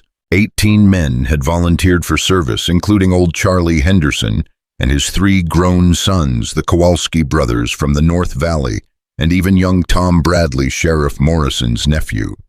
This is quite a turnout, Kevin observed as he and Rosa watched the men setting up defensive positions around the property. James would have been proud, Rosa replied, her voice thick with emotion. He always said this community would come together when it mattered. Are you scared? Kevin asked quietly. Rosa considered the question as she watched her neighbors preparing to risk their lives for principles they all shared. Terrified, she admitted, but also hopeful. For the first time since James died, I feel like we're not alone in this fight. Marshal Garrett approached them as the sun was setting behind the western peaks, his face grave but satisfied. We're as ready as we can be, he reported. Sentries posted on all the high points, fallback positions prepared, and every man knows his role. Any word on Blackwood's whereabouts? Kevin asked. One of my deputies thinks he spotted their camp about 15 miles north of here, up in the old mining country. If it's them, they're moving this way slowly, probably scouting our defenses." Rosa felt her stomach tighten with anticipation. "How long before they get here?" "Tomorrow night, maybe the night after. Depends on how careful they want to be." As darkness settled over the valley, Rosa found herself moving through her house like a woman in a dream. The familiar rooms had been transformed by the presence of armed men and the weight of approaching conflict. In her kitchen, Charlie Henderson was cleaning his rifle by lamplight. In the parlor, the Kowalski brothers were discussing fields of fire and defensive angles. Outside, she could see the glow of cigarettes as sentries moved through the darkness. "Rosa," Kevin said softly, appearing at her elbow as she stood in the doorway between kitchen and parlor. "There's something I need to tell you before this goes any further." She turned to face him, seeing something in his green eyes that made her heart skip. "What is it?" Kevin glanced around the crowded room, then gently took her arm and led her outside onto the front porch. The night air was cool and clean, carrying the scent of pine from the surrounding mountains. "Rosa," he began, then stopped, seeming to struggle with words. "When this started, when you bid that $1 for me at the auction, I thought you were just being kind to a stranger." "I was," Rosa said softly, "but somewhere along the way it became more than that, for both of us." Kevin's voice was barely above a whisper. "These past weeks working beside you, living on this land, being part of something good and decent, it's changed me." Rosa felt her breath catch in her throat. "Kevin, I know I don't have any right to say this, especially not now when we might both be dead by tomorrow night, but I need you to know that what I feel for you isn't gratitude anymore, it's love." The words hung in the night air between them, more fragile and precious than any document or legal verdict. Rosa reached up to touch Kevin's face, feeling the roughness of his beard beneath her palm. "I love you too," she whispered. "I think I have since that first morning when I watched you pray by James's oak tree." Kevin's arms came around her then, holding her close as they stood on the porch of the house she'd shared with her first husband, preparing to fight for the right to build a future with the man who had become her second chance at happiness. "Rosa," Kevin murmured against her hair, "if we survive this, if we can build a life together on this land, when we survive this," Rosa corrected firmly, "when we build that life." They might have stood there longer holding each other against the uncertainty of what was coming, but Charlie Henderson's urgent whisper from the yard broke the spell. "Movement on the North Ridge," he called softly. "Could be our people, could be theirs." Kevin and Rosa separated reluctantly, both of them knowing that the romantic declarations would have to wait. The battle for their future was about to begin. The attack came not with the dramatic charge Rosa had imagined, but with the quiet professionalism of men who understood warfare. The first sign of trouble was the sudden silence of the night birds, followed by the soft whistle that meant the northern sentries had spotted movement. "Positions," Marshal Garrett called quietly, and the men scattered to their assigned defensive points with practiced efficiency. Rosa found herself crouched behind the kitchen window with a rifle in her hands, her heart hammering as she scanned the darkness for signs of approaching enemies. Beside her, Kevin checked his weapons with the calm competence of a man who had faced violence before. "Remember," he said softly, "they need us alive to find out what other evidence we might have hidden. That gives us an advantage." "Some advantage," Rosa muttered, but she felt steadier knowing that Kevin's tactical mind was working on their problems. The first shots came from the barn where Tom Bradley had spotted figures moving through the shadows. The muzzle flashes lit up the night like deadly fireworks, and suddenly the peaceful valley was filled with the sound of gunfire and shouting men. "There!" Kevin pointed toward the tree line where Rosa could see dark figures moving with military precision toward the house. "They're trying to flank us." Rosa aimed her rifle toward the movement and fired the recoil jarring her shoulder, but her shot true enough to send one of the attackers diving for cover. Around the property, the federal posse was returning fire with devastating effectiveness, their knowledge of the terrain and defensive positions giving them a crucial advantage. But Blackwood's men were professionals, and they adapted quickly to the resistance they encountered. Rosa watched in growing alarm as they began using fire arrows to threaten the barn and outbuildings, trying to flush the defenders from their positions. "We need to end this quickly," Kevin said grimly, "before they burn us out." "How?" Rosa asked, reloading her rifle with hands that shook only slightly. "By giving them what they came for," Kevin replied. "Me?" "Absolutely not," Rosa said immediately. "Kevin, if you surrender to them—" "I'm not talking about surrendering," Kevin interrupted. "I'm talking about drawing them into the open where we can finish this." Before Rosa could protest further, Kevin was moving toward the front door. "Cover me," he called to the defenders, then stepped out onto the porch with his hands raised. "Blackwood," he shouted into the darkness. "I know you're out there. You want me here. I am." The gunfire slackened as both sides waited to see what would develop. Rosa held her breath, her rifle trained on the shadows where she thought their enemies might be hiding. "Kevin Hale." The voice that answered was cultured, educated, and filled with bitter hatred. "The mountain man who thinks he can destroy everything I've built. The mountain man who already has destroyed it," Kevin replied calmly. "It's over, Blackwood. The federal marshals have your records, your associates are talking, and your railroad career is finished.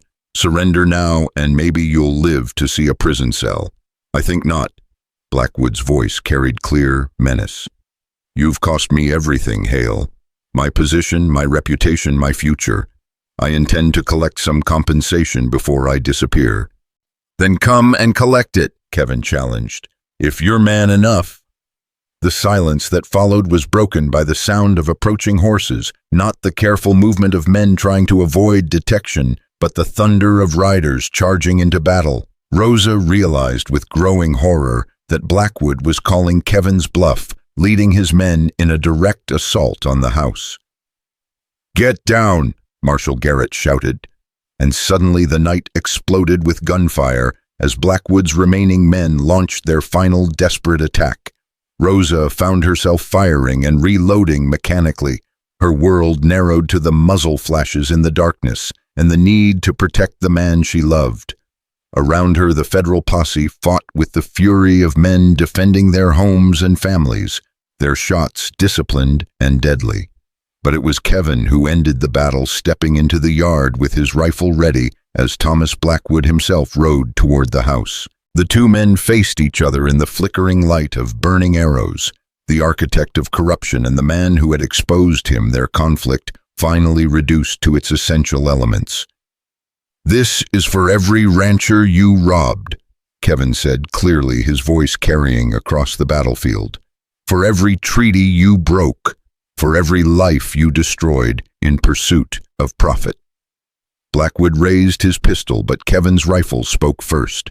The railroad executive toppled from his saddle like a tree falling in the forest, his schemes and corruption dying with him in the dust of Rosa's yard. The silence that followed was profound, broken only by the crackle of flames and the distant sound of retreating horses as Blackwood's surviving men fled into the night. "It's over," Marshal Garrett announced, his voice carrying relief and exhaustion in equal measure. "It's finally over." As dawn broke over the Willow Creek Valley, Rosa and Kevin stood in their yard surveying the damage from the night's battle. The barn would need repairs, the house would need new windows, and there were bullet holes in James's oak tree that would tell the story of this night for generations to come. But they were alive, they were free, and they were together. The silver-dollar gamble had cost them more than Rosa could ever have imagined, but it had also given them more than she had ever dared to hope. "So what happens now?" Rosa asked as Kevin's arms settled around her shoulders. "Now we rebuild," Kevin replied simply. "We repair the damage, we help our neighbors do the same, and we build the life we both deserve." Rosa leaned into his warmth, watching the sun paint the mountains gold, and thinking about the future that stretched ahead of them. It wouldn't be easy. There would be legal proceedings, investigations, and the long work of healing the community's wounds. But for the first time since James's death, she felt ready to face whatever challenges lay ahead. The war that had begun with a single silver dollar was finally over and justice had prevailed. Now it was time to discover what peace might bring. Rosa TS, Part 5. Louis Viet Taint Tum 509,000 Tu Liên Kết Liên Mật với các phần trước. Trong câu chuyện phá hôi thoại, tạo thành một câu chuyện liền mạch khi ghép lại. Mỗi phần liền mạch với phần trước không giới thiệu lại câu chuyện ở đầu phần mới. Liên kết các phần của câu chuyện một cách liền mạch. Sử dụng câu chuyện tiếp giữa các phần. Duy trì chủ đề, tránh ngắt quãng đột ngột, không sử dụng gạch đầu dòng hoặc tiêu đề. Phụ phong cách kể chuyện Mỹ Hoa Kỳ, giống văn giàu cảm xúc, kể theo ngôi thứ ba, giữ độ kịch tính không viết. Làng màn kết thúc phần không giới thiệu phần sau. Louis trả lời trong một tin nhắn không nhây sang document modifier T2. The peace that followed the battle proved more challenging to navigate than the war itself. In the weeks after Blackwood's death, Rosa found herself at the center of a whirlwind of federal investigations, newspaper reporters, and curious visitors who came from as far as Denver to see the widow who had brought down a railroad empire with a single silver dollar. "Mrs. Whitfield," said the earnest young reporter from the Rocky Mountain News, adjusting his spectacles as he scribbled notes, "our readers are fascinated by your story. How does it feel to know that your courage has exposed one of the largest corporate conspiracies in territorial history?" Rosa glanced toward the kitchen window, where she could see Kevin working in the vegetable garden, his movements steady and purposeful as he prepared the soil for winter. The sight of him brought her the same sense of peace it had every morning for the past month. "I don't think about it in those terms," she replied honestly. "I think about justice being served, about our community being safe, and about the future we're building here." The reporter leaned forward eagerly. "And what does that future look like? Will you be expanding your ranch? Perhaps entering politics?" Rosa smiled at the notion. "Mr. Peterson, I think you misunderstand what this has all been about. It was never about power or expansion. It was about protecting what we had and ensuring that others could do the same." "But surely you must have grander ambitions now. The territorial governor himself has praised your actions. There's talk of statehood, and some say a woman of your proven leadership qualities would be honored to vote for the right candidates when Colorado becomes a state." Rosa finished firmly. "But my place is here on this land with the man I love." After the reporter left, Rosa stood on her front porch watching the valley settle into its autumn rhythm. The bullet holes in the barn had been repaired, the broken windows replaced, and the scars of battle were slowly fading into memory. But the changes went deeper than cosmetic repairs. The Willow Creek Valley had become something of a pilgrimage site for those fighting their own battles against corporate corruption. Farmers from Kansas came to learn how they'd organize their resistance. Miners from Montana wanted to understand how they'd use the legal system to their advantage. Railroad workers from Wyoming sought advice on standing up to company intimidation. "We've become symbols," Kevin had observed one evening as they watched yet another group of visitors departing down the valley road. "I'm not sure how I feel about that." "Symbols of what?" Rosa had asked. "Hope, I suppose. The idea that ordinary people can stand up to extraordinary power and win." Now, as Rosa watched Kevin tend his garden, she reflected on how much their lives had changed since that morning at the auction. The silver dollar she'd spent to purchase his freedom had grown into something neither of them could have imagined, not just love, but a legacy of courage that was inspiring others across the territory. "Rosa," Kevin called from the garden, his voice carrying the easy familiarity of a man comfortable in his place. "Come see what's growing."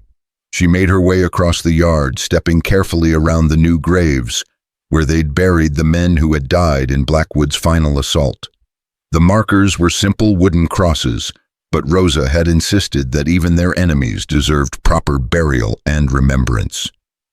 "Look at this," Kevin said proudly, gesturing toward neat rows of vegetables that would sustain them through the coming winter. Carrots, turnips, potatoes, and enough preserves to last until spring. Rosa admired his work, but her attention was drawn to something else entirely: the way Kevin's face lit up when he talked about their future, the casual way he said "our garden" and "our winter," the unconscious assumption that they would face whatever came together. "Kevin," she said softly, "there's something we need to discuss." He looked up from the vegetables, immediately alert to the serious tone in her voice. "What is it? Us, our situation, the fact that we've been living as man and wife in everything but name for months now." Kevin's hands stilled on the garden tools. "Rosa, if you're concerned about what people are saying—" "I'm not concerned about what people are saying," Rosa interrupted. "I'm concerned about what we're not saying to each other." For a moment they stood in the garden looking at each other with the weight of unspoken understanding between them. The physical desire that had grown between them had been carefully managed, kept in check by mutual respect, and Rosa's need to process her grief for James. But Rosa had come to realize that her mourning period was over and her heart was ready to embrace the future that waited with Kevin. "Rosa," Kevin said carefully, "I don't want to push you into anything. I know what James meant to you and I respect that. I can wait as long as you need." "What if I told you I don't need to wait any longer?" Rosa asked, stepping closer to him. "What if I told you that I'm ready to be your wife, in every sense of the word?" Kevin's eyes searched her face intently. "Are you certain? Because once we take that step, there's no going back. The whole territory will be watching to see how the famous Rosa Whitfield lives her life." "Let them watch," Rosa said firmly. "Let them see that love can grow from the strangest circumstances, that two people can find happiness even after loss, that a silver dollar spent in kindness can change everything." Kevin set down his tools and took her hands in his work-roughened ones. "Rosa Whitfield, are you proposing to me?" "I suppose I am." Rosa laughed, feeling lighter than she had in months. "Kevin Hale, will you marry me? Will you be my husband officially as well as in my heart?" "Yes," Kevin said simply, his green eyes bright with joy. "Yes, I will marry you, Rosa. I will be your husband, your partner, your helpmate for as long as God grants us time together." They might have kissed then, sealing their engagement in the garden where they'd planted their hopes for the future, but the sound of approaching horses interrupted the moment. Rosa looked up to see a familiar figure riding toward them. Marshal Garrett, but this time accompanied by an elegant woman in traveling clothes and a distinguished gentleman who carried himself with obvious authority. "That's Governor Root," Kevin said, quietly recognizing the territorial governor from newspaper illustrations. "Wonder what brings him all the way out here."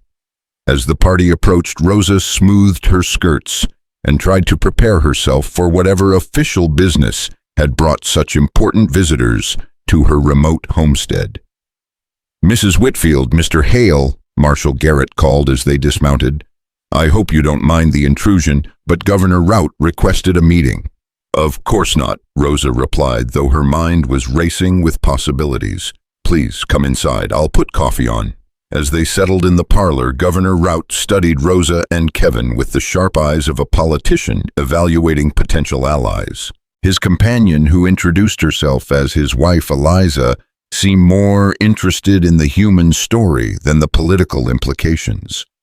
"Mrs. Whitfield," Governor Root began, "I've come here today to personally thank you for your service to the territory. Your actions in exposing the railroad conspiracy have saved the federal government millions of dollars and prevented what could have been a catastrophic war with the Ute Nation. Thank you, Governor, but we were just protecting our home." "You were doing much more than that," Eliza Roat interjected warmly. "You were standing up for principles that this territory was founded on justice, equality, and the rule of law." Governor Root nodded. Which brings me to why I'm here. Mrs. Whitfield, as you may know, we're expecting statehood within the next few years. When that happens, Colorado will need leaders who have proven themselves capable of standing up to powerful interests. Rosa felt a familiar wariness creeping over her. Governor, if you're offering me some kind of political position, I'm offering you a chance to help shape the future of this state, Root replied. Your story has inspired people across the territory. They see you as proof that ordinary citizens can make extraordinary differences. Kevin leaned forward in his chair. Governor, with respect, Rosa has already made her contribution. She's exposed corruption, brought criminals to justice, and helped protect treaty rights. Surely that's enough. For some people, perhaps, Governor Root agreed. But Mrs. Whitfield isn't some people. She's become a symbol of everything this territory aspires to be. Rosa felt the weight of expectation settling on her shoulders like a familiar burden. Ever since the trial, people had been trying to convince her that her destiny lay beyond the borders of Willow Creek Valley. Newspaper editors wanted her to write her memoirs.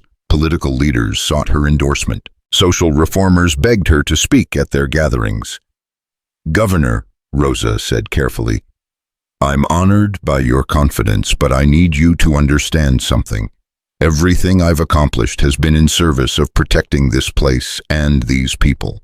I'm not a politician or a public figure. I'm a rancher's widow who fell in love with a good man and fought to protect the life we're building together. Eliza Rutt smiled warmly. Mrs. Whitfield, may I speak frankly? Please do.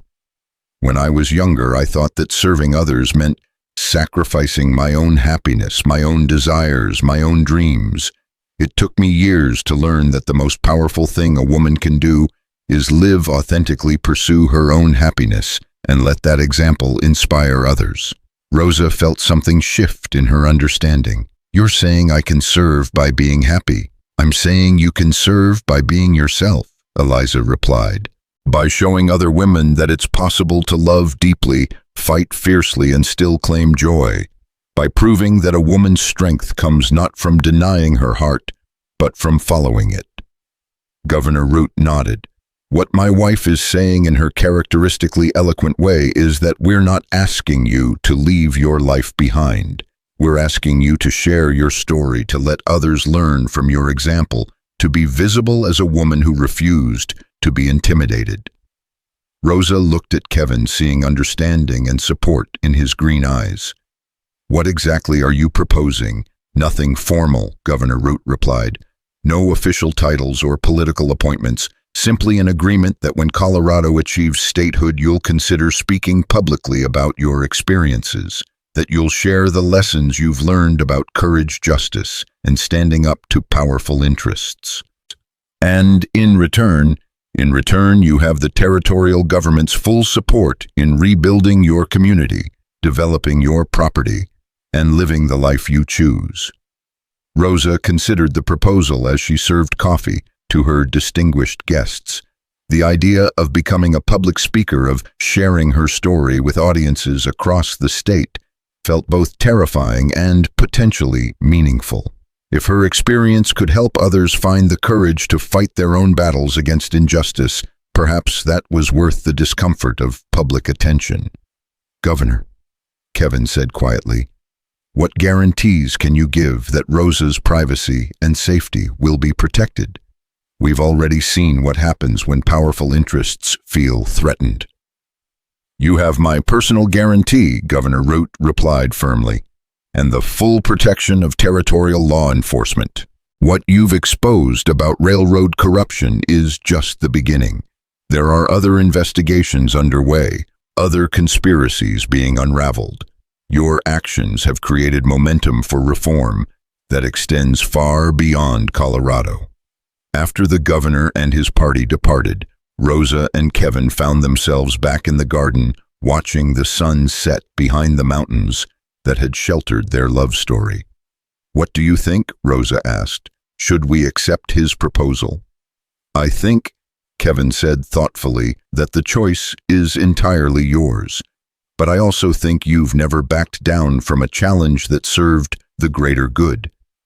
even if it means more attention, more visitors, more disruption to our peaceful life. Kevin took her hand, his calloused fingers intertwining with hers. Rosa, our life was never going to be peaceful. We fell in love in the middle of a war, got engaged in a garden that had seen gunfights, and we're planning to marry in a house that federal marshals used as a fortress. Peace isn't really our natural state. Rosa laughed, recognizing the truth in his words. So you think we should say yes? I think we should do whatever allows us to sleep well at night, knowing we've used our blessings to help others. The wedding took place 6 weeks later on a crisp November morning when the aspen trees had turned gold and the mountains wore caps of early snow. Rosa had initially planned a simple ceremony with just Kevin herself and a circuit preacher, but the community had other ideas. "Rosa, dear," Mrs. Henderson had said when she'd heard about the wedding plans, "you can't possibly have a private ceremony. Half the territory wants to celebrate with you." And indeed, it seemed that half the territory had come to Willow Creek Valley for the occasion. Ranchers and their families filled every available space, while newspapermen documented the proceedings, and territorial officials offered their congratulations. Even a delegation of Ute leaders attended, presenting Rosa and Kevin with a beautifully crafted blanket as a wedding gift and a symbol of gratitude for their role in exposing the treaty violations. Rosa stood in her small bedroom, dressed in her mother's wedding gown, which had been carefully altered to fit, and marveled at how different this day felt from her first wedding to James. That ceremony had been filled with nervous hope and untested dreams. This one felt like a celebration of love that had been proven in fire and emerged stronger. "You look beautiful," said Sarah Kowalski, who was serving as Rosa's attendant. "James would be so happy to see you this radiant." Rosa smiled, feeling the truth of those words in her heart. Her love for James had been real and lasting, but it had also been the foundation that allowed her to recognize and embrace love when it came again in an unexpected form. A soft knock on the door interrupted her thoughts. "Rosa!" Kevin's voice was muffled by the wood between them. "Are you ready?" "Almost," she called back. "Kevin, are you nervous?" "Terrified," he admitted, and she could hear the smile in his voice, "but also happier than I've ever been in my life." The ceremony took place under James's oak tree, the same tree where Kevin had prayed on his first morning at the ranch, where Rosa had been proposed to by her first husband, where bullets had struck during their battle with Blackwood's men. It seemed fitting that this tree, which had witnessed so much of their story, should also witness the beginning of their married life. Reverend Matthews, the circuit preacher who had married Rosa and James 12 years earlier, performed the ceremony with tears of joy streaming down his weathered cheeks. "Dearly beloved," he began, his voice carrying across the assembled crowd, "we are gathered here today to witness something truly remarkable, not just the union of two hearts, but the triumph of love over adversity, hope over despair, and justice over corruption." Rosa looked into Kevin's eyes as they exchanged vows, seeing in them the reflection of everything they had shared and overcome together. When he promised to love and protect her, she thought of the night he had stood on her porch, ready to face Blackwood's guns. When she promised to stand by his side through whatever came, she thought of the moment she had bid that silver dollar for a stranger's freedom. "By the power vested in me by the territory of Colorado," Reverend Matthews declared, "I now pronounce you husband and wife. Kevin, you may kiss your bride." The kiss that sealed their marriage was witnessed by hundreds of people, but Rosa felt as if they were alone in the world, surrounded only by love and the promise of the future they would build together. The celebration that followed lasted well into the evening, with music and dancing and enough food to feed an army. Children who had been born since the events at the auction block would grow up hearing stories about the day Rosa Whitfield married Kevin Hale, about how love could bloom in the darkest circumstances and justice could triumph over the most powerful enemies. As the evening wound down and the last guests departed, Rosa and Kevin found themselves alone on their front porch, watching the stars emerge over the Willow Creek Valley. "Mrs. Hale," Kevin said softly, testing the sound of her new name. "I like the sound of that," Rosa replied, settling into the circle of his arms. "Mrs. Rosa Hale."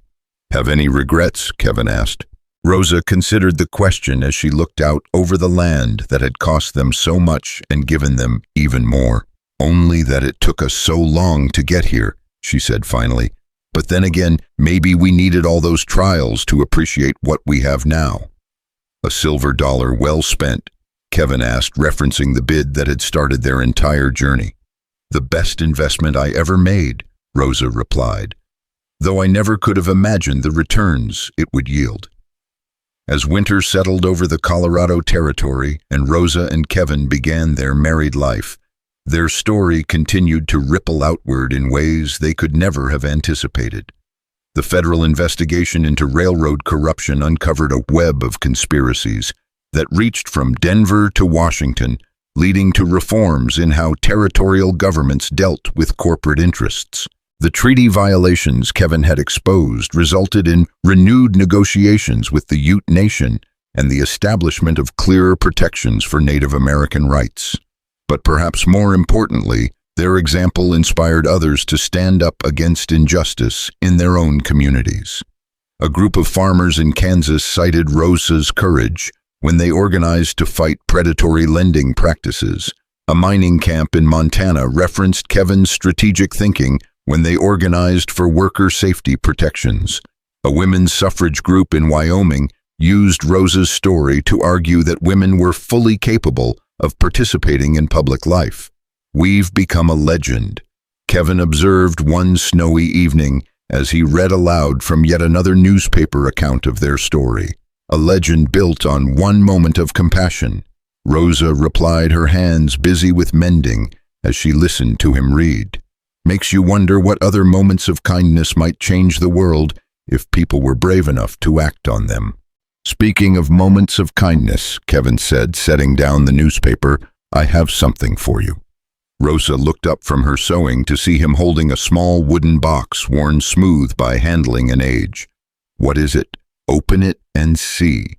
Inside the box, nestled in faded velvet, was a silver dollar, not the one she had spent at the auction, but one identical to it.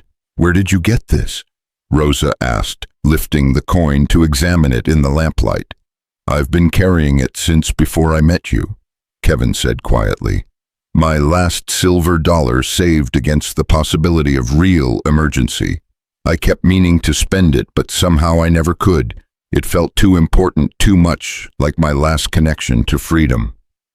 Rosa looked at the coin, then at her husband's face, understanding beginning to dawn.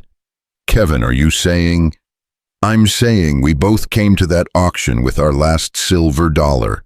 We both bet everything we had on the possibility that tomorrow might be better than today." Kevin's voice was soft with wonder. "We both chose hope over safety, kindness over caution, love over fear." Rosa felt tears streaming down her cheeks as the beautiful symmetry of their story became clear. Two people both reduced to their last silver dollar, both willing to risk everything on the chance that compassion might triumph over cruelty. "Keep it," Kevin said, closing her fingers around the coin, as a reminder that sometimes the smallest acts of faith can move mountains. As spring returned to the Willow Creek Valley and Rosa and Kevin celebrated their first wedding anniversary, their home had become something neither of them had expected. A gathering place for those seeking justice, a symbol of hope for the oppressed, and a testament to the power of love to overcome any obstacle. The garden that Kevin tended had grown to feed not just their family, but the steady stream of visitors who came seeking advice, inspiration, or simply the comfort of knowing that ordinary people could accomplish extraordinary things. The house that had once echoed with loneliness now rang with laughter, conversation, and the sounds of community. "Sometimes I wonder what would have happened if I hadn't gone to that auction," Rosa said one morning as she watched Kevin teach a group of young ranchers about defensive strategies. "But you did go," Kevin replied, pausing in his instruction to smile at her. "And because you did, everything changed, not just for us, but for everyone whose life we've touched." "Do you think we'll ever have a quiet, normal life?" Rosa asked, not entirely sure she wanted one. "Mrs. Hale," Kevin said, his green eyes twinkling with mischief. "With respect, I don't think either of us is built for quiet and normal. I think we're built for love and justice and the kind of adventures that most people only dream about." Rosa laughed, recognizing the truth in his words. Their life would never be simple or peaceful, but it would always be meaningful. They had learned that a single silver dollar spent with courage and compassion could indeed change the world, and that two hearts united in common cause could overcome any adversity.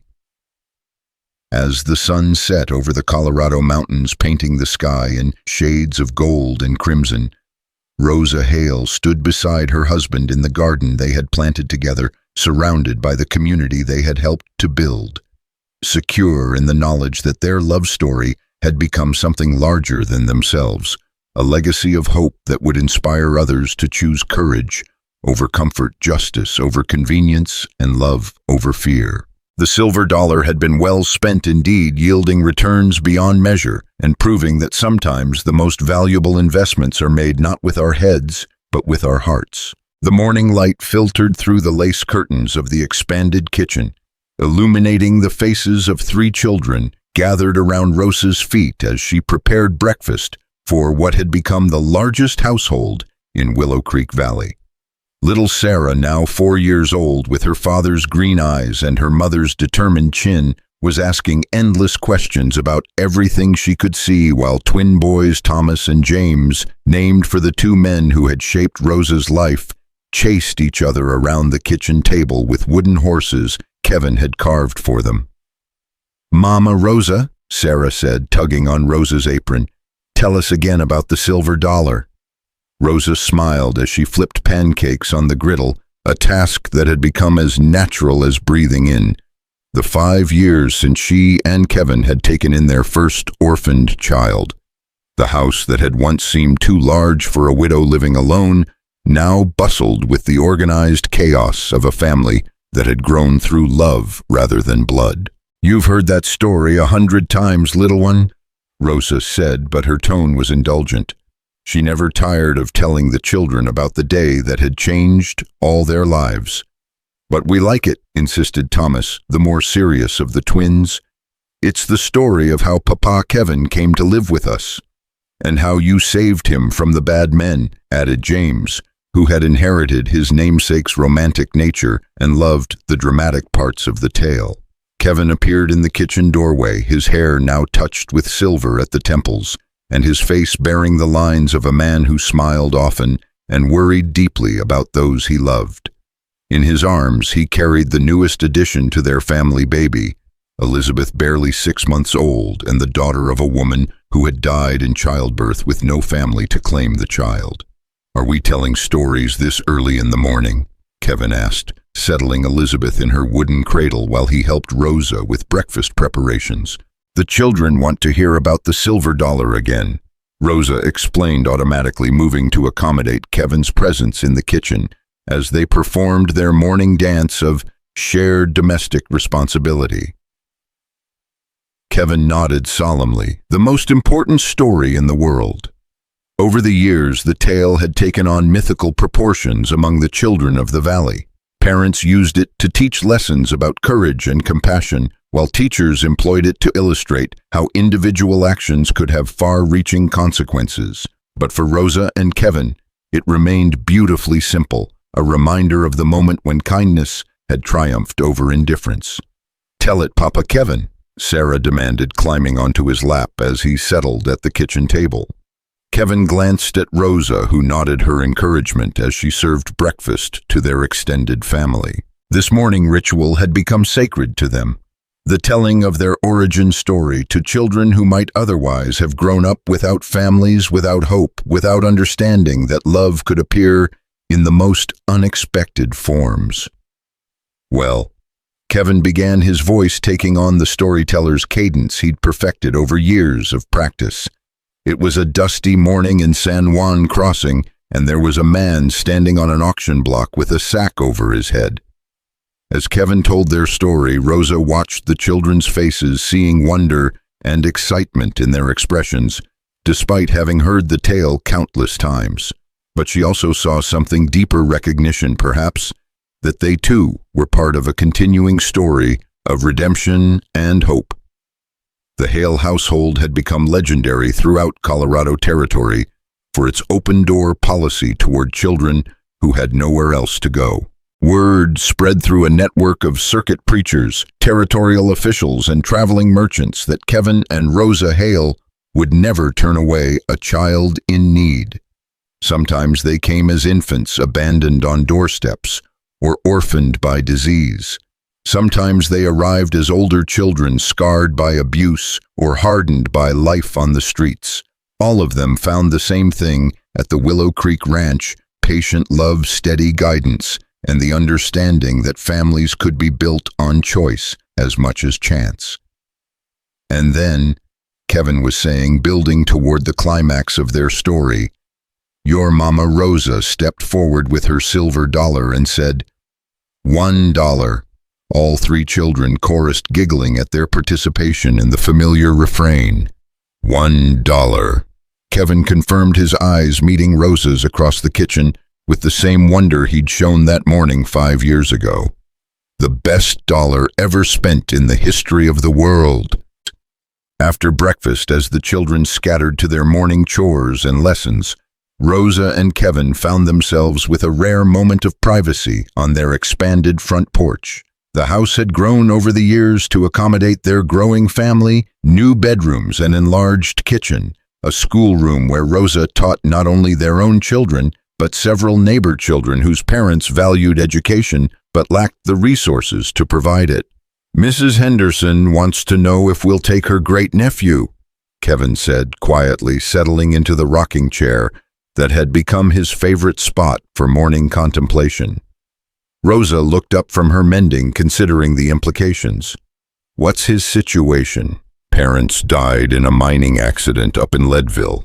He's 8 years old, been living with relatives who don't really want him, but felt obligated to take him in. Kevin's voice carried the familiar note of sympathy that appeared whenever they discussed adding another child to their household. And Mrs. Henderson thinks he'd be better off here. She thinks he'd be loved here. Kevin corrected. There's a difference. Rosa set down her sewing and studied her husband's face. After 5 years of marriage and dozens of children who had passed through their doors, some staying permanently, others moving on to relatives or adoptive families, she had learned to read the subtle signs that indicated Kevin's heart had already made room for another child. What's his name? She asked, though she already knew what her answer would be. Michael Patterson. Mrs. Henderson says he's quiet, well-behaved, but sad. Very sad. Rosa nodded, understanding immediately. They had learned that the quiet, well-behaved children were often the ones who had suffered the most, who had learned not to ask for anything, because asking led to disappointment. Tell Mrs. Henderson we'll be happy to meet Michael, Rosa said, and if he wants to stay, he's welcome for as long as he needs. Kevin's smile was answer enough.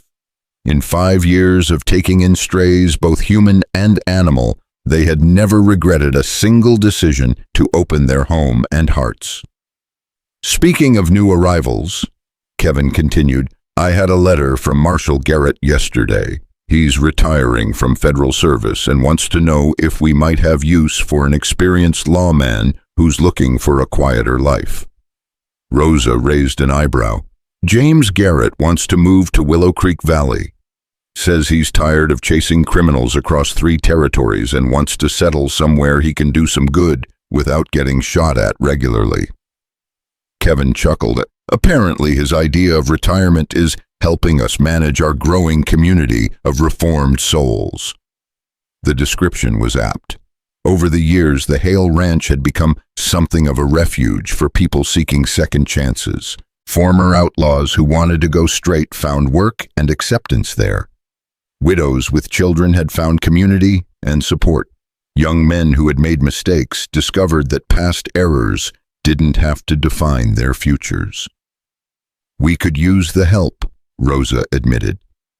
"Between the children, the visitors, the correspondence, and the speaking engagements, I sometimes feel like we're running a small town rather than a ranch." Kevin nodded thoughtfully. The speaking engagements had become a significant part of their lives, though Rosa had insisted they never accept payment for sharing their story.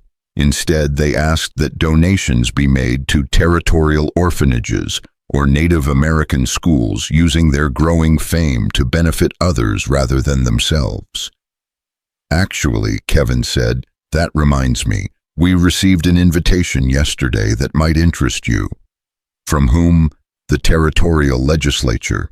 They want you to address the assembly when they vote on the women's suffrage resolution next month." Rosa felt her heart skip at the magnitude of such an opportunity. Colorado Territory was on the verge of becoming a state, and there was significant debate about whether women should be granted the right to vote in the new Constitution. "They want me to speak about women's capability to participate in civic life," Kevin continued.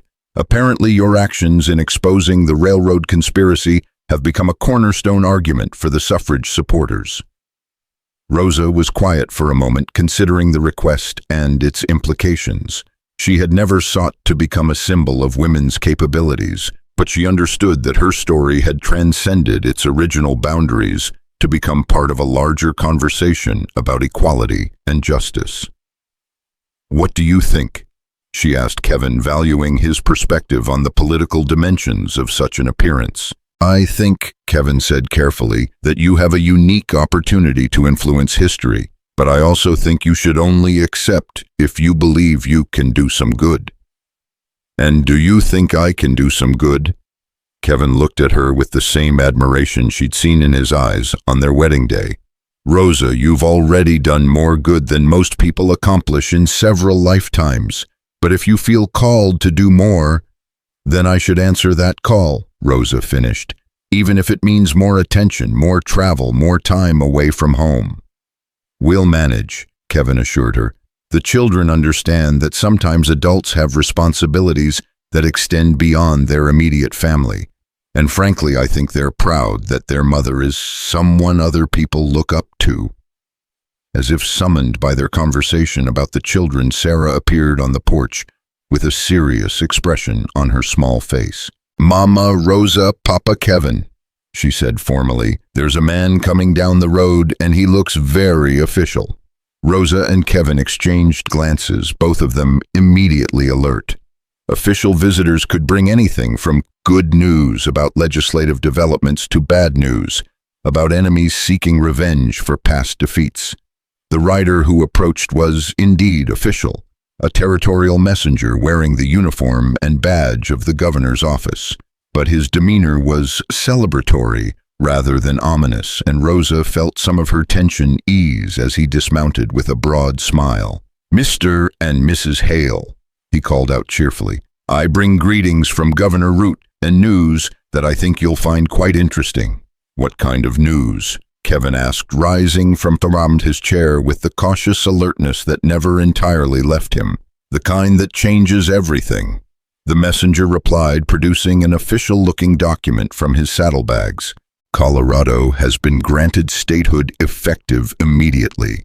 We are now the great state of Colorado, and you, Mrs. Hale, have been specifically requested to participate in the inaugural ceremonies as a representative of the citizens whose courage made statehood possible." Rosa felt the world tilt slightly as the implications hit her. Colorado statehood had been discussed for years, but the reality of it felt momentous and overwhelming. "When?" she asked. "2 weeks from today in Denver. The governor wants you to address the assembly about the role of citizen activism in building strong democratic institutions." Rosa looked at Kevin, seeing her own mixture of excitement and trepidation reflected in his expression. This invitation represented the culmination of everything they had fought for: recognition that ordinary citizens could shape the destiny of their communities and their state. "We'll be there," Kevin said firmly, speaking for both of them. Rosa wouldn't miss the chance to see Colorado take its place among the states. After the messenger departed, Rosa and Kevin sat on their porch in contemplative silence, absorbing the magnitude of what had just occurred. The territory they had helped to reform was becoming a state, and their actions were being recognized as part of that transformation. James would have been so proud, Rosa said softly, thinking of her first husband and his dreams for the land they had homesteaded together. He would have been proud of you, Kevin corrected. Proud of the woman you've become, the family we've built, the difference we've made. As the afternoon wore on, their quiet reflection was interrupted by the arrival of their children returning from various activities around the ranch. Sarah had been helping with the vegetable garden while the twins had been learning to care for the horses under the supervision of Miguel Santos, a former outlaw who had found redemption in honest work and had become Kevin's most trusted assistant. "Mama Rosa, Papa Kevin," Thomas announced breathlessly.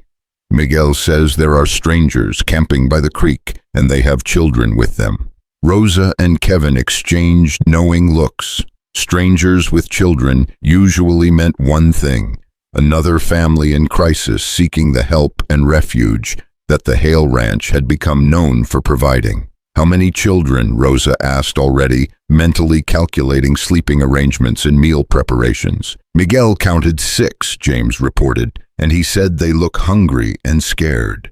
Within the hour, Rosa found herself walking down to the creek with Kevin and their children, carrying baskets of food and blankets for the travelers who had sought shelter on their land. What they found was a family that told a story as old as the territory itself. Homesteaders whose dreams had been destroyed by drought, crop failure, and predatory lending practices. "Name's William Carpenter," the man said, rising stiffly from his position beside a meager campfire. "This is my wife Martha, and these are our children. We heard, that is, people said you folks might be willing to help a family in need." Rosa finished gently. "Of course we are. Come up to the house, let's get everyone fed and warmed up." As they walked back toward the ranch house, Martha Carpenter fell into step beside Rosa, her worn face showing the strain of a woman who had carried too much responsibility for too long. "Mrs. Hale," she said quietly, "we don't want charity. William's a good worker and I can cook and clean and help with children. If you'll let us stay, we'll earn our keep." "Mrs. Carpenter," Rosa replied, "the best gift you can give us is the chance to help. We've learned that families come in all shapes and sizes, and there's always room for more around our table." That evening, as Rosa supervised the expansion of their dinner preparations to accommodate 9 additional people, she reflected on how dramatically her life had changed from the lonely widow who had attended an auction 5 years ago on a neighbor's suggestion. The house that had once echoed with emptiness now rang with the voices of 14 children and 4 adults, all bound together by shared values rather than shared blood. "Are you tired?" Kevin asked as they prepared for bed. The last of their guests settled in the barn and spare rooms. "Exhausted," Rosa admitted, "and happier than I ever imagined possible. Even with the chaos, the constant demands, the fact that we can barely keep track of how many people live here at any given time." Rosa considered the question as she brushed her hair at the vanity James had built for her in their first year of marriage. The mirror reflected not just her own face, but Kevin's as well, and behind them she could see evidence of the life they had built: children's drawings on the walls, extra beds pushed into corners, the organized clutter of a household that prioritized people over possessions. "Especially because of all that," she said finally. "Kevin, do you remember what you said to me that first morning when you were working in the garden?" "I said a lot of things that first morning. You said that sometimes the Lord works in mysterious ways, and maybe he brought us together for reasons we didn't fully understand yet." Kevin nodded, his reflection meeting hers in the mirror. "I remember. I think I'm beginning to understand those reasons," Rosa continued. "We weren't just brought together to love each other, though that's been wonderful. We were brought together to show others what's possible when people choose courage over comfort, compassion over convenience. And you're satisfied with that, with being an example rather than just living quietly. Rosa turned from the mirror to face her husband directly. Kevin Hale, 5 years ago, you were a man without hope standing on an auction block with a sack over your head. Today, you're the father of 9 children, the husband of a woman who loves you completely, and a leader in a community that respects and depends on you. If that's what happens when we choose to be examples rather than just live quietly, then yes, I'm satisfied with that. Kevin crossed the room to take her hands, his expression soft with love and wonder. Rosa, do you ever wonder what would have happened if you hadn't had that silver dollar?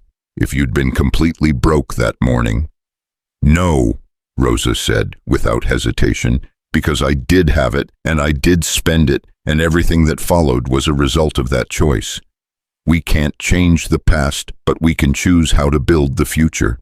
As they settled into bed, surrounded by the sounds of their sleeping household children's soft breathing, the occasional murmur of dreams, the gentle settling of a house filled with love, Rosa thought about the silver dollar that had started their journey. She still carried Kevin's matching coin in a small pouch, a reminder that both of them had been willing to risk everything on the possibility that tomorrow might be better than today. That willingness to risk, to hope, to act with compassion, even when caution might have been wiser, had created something neither of them could have imagined. Not just a marriage, but a mission. Not just a family, but a force for good in the world. Rosa, Kevin murmured in the darkness. Thank you. For what? For seeing something worth saving in a man standing on an auction block. For betting a silver dollar on the possibility that kindness might triumph over cruelty. For building this life with me. Thank you for being worth saving, Rosa replied, for proving that a silver dollar spent in faith can yield returns beyond measure. As sleep claimed them, Rosa's last conscious thought was of the territorial legislature speech she would give in 2 weeks, and the children she would return home to afterward, and the husband whose love had transformed her from a grieving widow into a woman who understood that the most valuable investments were always made with the heart rather than the head. The silver dollar had indeed been well spent, yielding a lifetime of love, purpose, and the deep satisfaction that came from knowing they had used their blessings to create blessings for others. In a world that often seemed driven by greed and selfishness, they had chosen to build something different, a legacy of compassion that would outlive them both and inspire others to choose courage when courage was needed most. The great state of Colorado would be built by people like them, ordinary citizens who refused to accept injustice, who stood up for the vulnerable, who understood that democracy worked only when people were willing to fight for its highest ideals. Rosa Hale had bought more than a man's freedom with her silver dollar. She had purchased proof that love, justice, and hope could triumph over any adversity when people were brave enough to act on their convictions.